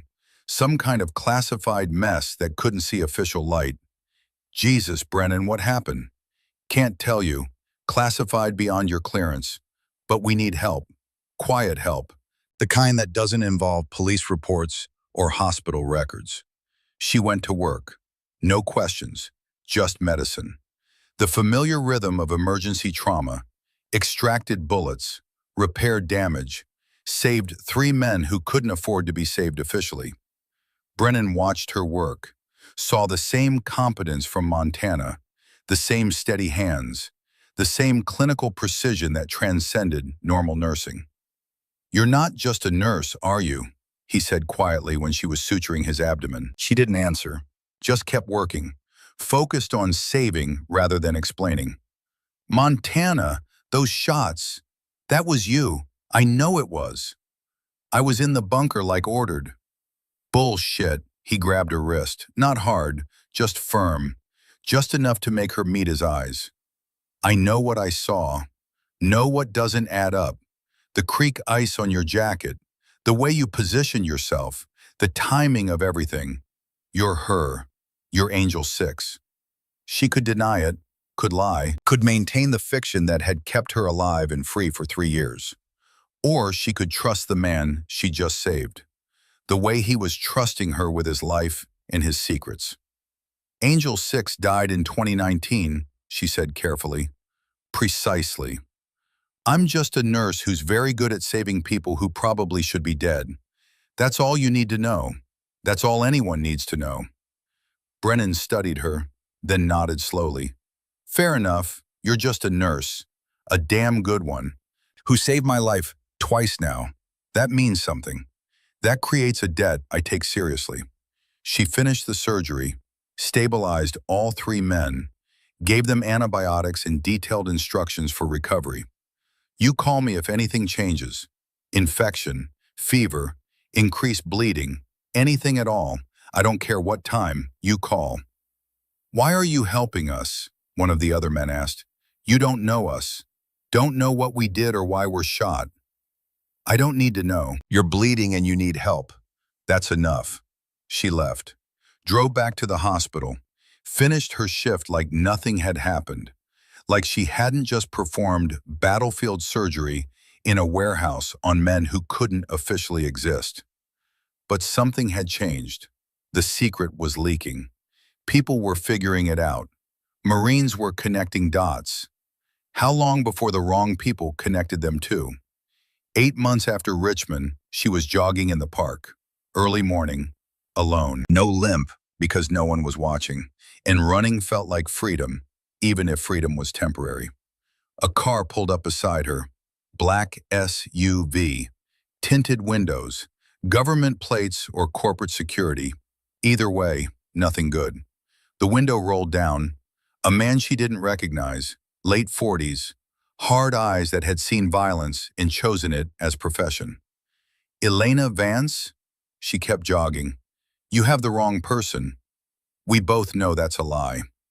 He kept pace in the car, easy, casual, like this was a normal conversation.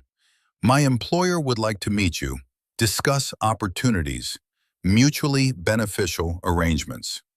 Not interested in any opportunities. $6 million. That's what the combined bounties total now. Chechens raised theirs. Iranians added more. Word spread that you're alive after Montana. Lots of people looking. Lots of money waiting. She stopped running, turned, faced him directly, let him see something in her eyes. Something that remembered 201 eliminations. Something that wasn't afraid of threats. Tell your employer I'm retired. Permanently. Not available for contract work.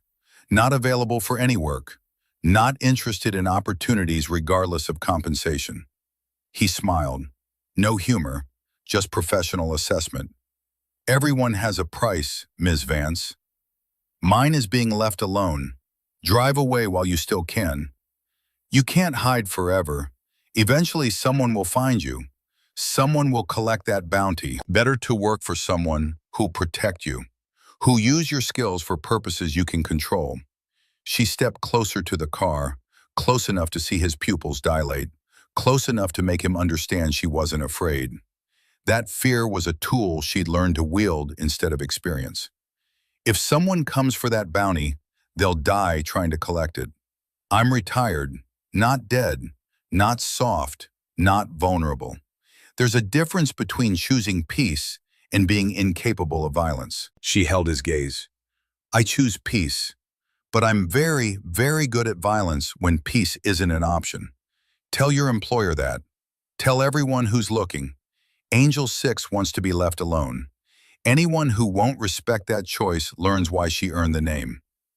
He studied her for a long moment, saw the truth, saw the weapon underneath the nurse's facade, saw that pushing would cost more than any bounty was worth. Message delivered. I'll tell him you declined. The car drove away. She watched it disappear, then resumed jogging as if nothing had happened, as if threats were just weather, just background noise in a life built on careful lies and harder truths. But the message was clear. The world knew. The secret was out. Angel 6 was alive and people were hunting. People would keep hunting until someone succeeded or she stopped them. She had choices to make. Hide deeper, run farther, change identities again, or stand her ground and dare them to try. That night, she went to the storage unit, the one Harlow had given her the key for. Inside, wrapped in treated cloth, the Macmillan TAC-50. Disassembled, waiting, patient as stone. She looked at it for a long time, at the pieces of her past, at the weapons she'd sworn not to need again, at the tool that turned her from Kira into Elena with just 28 seconds of assembly, then closed the unit. locked it, walked away without touching anything.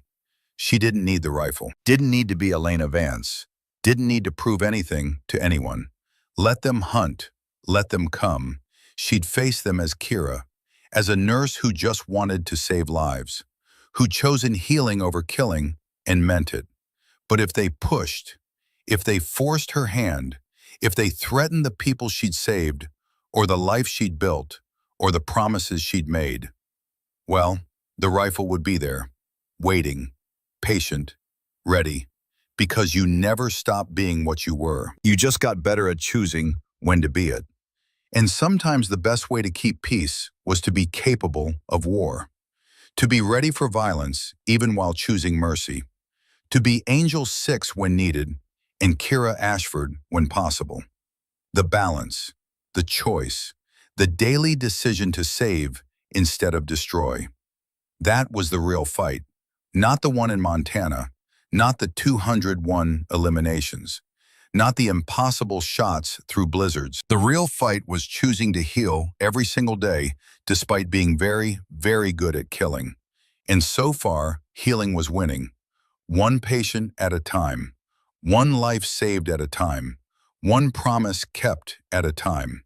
That was enough, had to be enough, would be enough until circumstances proved otherwise. 1 year after Montana, anniversary of the night everything changed. Kira sat in her apartment, quiet evening, no shift scheduled, no emergencies demanding immediate response, just solitude and memory and the weight of promises kept. She'd saved 127 lives in the past year, cardiac arrests, traumatic injuries, critical hemorrhages, respiratory failures, each one a small redemption, each one balancing against the 201 kills that would always define her operational history. Her phone buzzed. Text message. Unknown number that resolved into a name she recognized. Thank you for my life, for my Marines, for keeping promises when it cost you everything. You'll always be a hero to those who know, even if the world never does. Captain Reed Blackwell. She stared at the message, felt something warm in her chest. Recognition, gratitude, the acknowledgement she told herself didn't matter, but absolutely did. She typed back carefully, just doing what anyone would do. Take care of your Marines, Captain. They're worth protecting. His response came immediately. Not anyone, someone extraordinary. If you ever need anything, anytime, any place, any reason, you call. We remember. We honor our debts. Always. She put the phone down, looked around her apartment, at the small life she'd built, at Garrett's photo on the refrigerator showing his daughter at 1 year old, at the medical textbooks on the shelf, at the normal existence she'd fought so hard to achieve. This was enough. This small life, these quiet victories, this peaceful existence. Elena Vance had been a weapon, necessary for a time, effective beyond measure, but incomplete, just a tool pointed at targets by people who understood geopolitics, but never pulled triggers themselves. Kira Ashford was a healer, imperfect, limited by physics and resources, but whole, complete, human in ways Angel 6 had never been allowed to be. She could live with being Kira, could embrace the limp and the lies and the constant vigilance, could accept the loneliness that came with secrets too dangerous to share, as long as she kept saving people, as long as promises meant something, as long as the 18 Marines from Montana stayed safe and alive in future bound. The rest didn't matter. The bounties, the hunters, the people who wanted Angel 6 dead more than they wanted peace. Let them come. She'd face them as a nurse who'd learned to survive, as a woman who'd chosen healing over killing, as someone who understood that the greatest strength wasn't eliminating enemies, it was saving friends, protecting innocence, keeping promises that mattered. She turned off the lights, went to bed. Tomorrow would bring another shift, more lives to save, more chances to balance the ledger, more opportunities to prove that Kira Ashford mattered more than Elena Vance ever had. And maybe, eventually, The count would show she'd saved more than she'd killed, that she'd built more than she'd destroyed, that healing defined her more than violence. That would be enough. That would be everything. Outside, Richmond slept. Inside, a legend pretended to be ordinary. And somewhere in the margins between, 18 Marines lived because someone impossible had broken cover to keep a promise. The world would never know the full truth, would never understand what happened in that Montana blizzard, would never realize the limping nurse in their emergency room was the greatest sniper alive. But truth didn't need recognition. Promises didn't need witnesses. Heroes didn't need parades. They just needed purpose. And Kira Ashford had found hers. She saved lives. That's what she did. That's who she was. That's who she'd chosen to become. And if someday circumstances forced her to be Elena again, if some crisis demanded Angel 6 return, if 18 more Marines needed saving and no one else could do it, well, the rifle was in storage. The training never faded. The warrior never truly died. She just learned to sleep, learned to wait, learned to be patient. Because some angels didn't need heaven. They just needed a reason to fight. And protecting the innocent was reason enough. Always had been. The night swallowed her secrets. The morning would bring new patience, new chances to balance scales, new opportunities to prove that healing mattered more than killing. That was the real mission. Not Montana, not the 201st, not the impossible shots or the legendary reputation. The real mission was choosing mercy when violence was easier, choosing life when death was simpler, choosing to heal when the world wanted you to hurt. Elena Vance had learned that lesson in blood, in snow, and cold that froze souls. Kira Ashford lived it every day, every patient, every shift, every quiet moment between crises. And that, finally, was peace. Not the absence of capability, but the daily choice to use capability for building instead of destroying. The warrior resting, the angel healing, the legend fading into grateful silence, until the world needed her again. And then, only then, would she rise. But for now, she slept. She saved. She lived. And 18 Marines thanked God she'd been there when it mattered most. That was legacy. That was honor. That was everything that mattered. The rest was just noise, just stories, just legends that people told to feel better about surviving the dark. And Kira Ashford, limping through hospital corridors, saving lives one patient at a time, had finally found her peace. Not in forgetting what she'd been, but in choosing what she'd become. Not Angel 6, not Elena Vance, not the ghost or the legend or the weapon. Just Kira, the nurse, the healer, the woman who kept promises. And that was enough.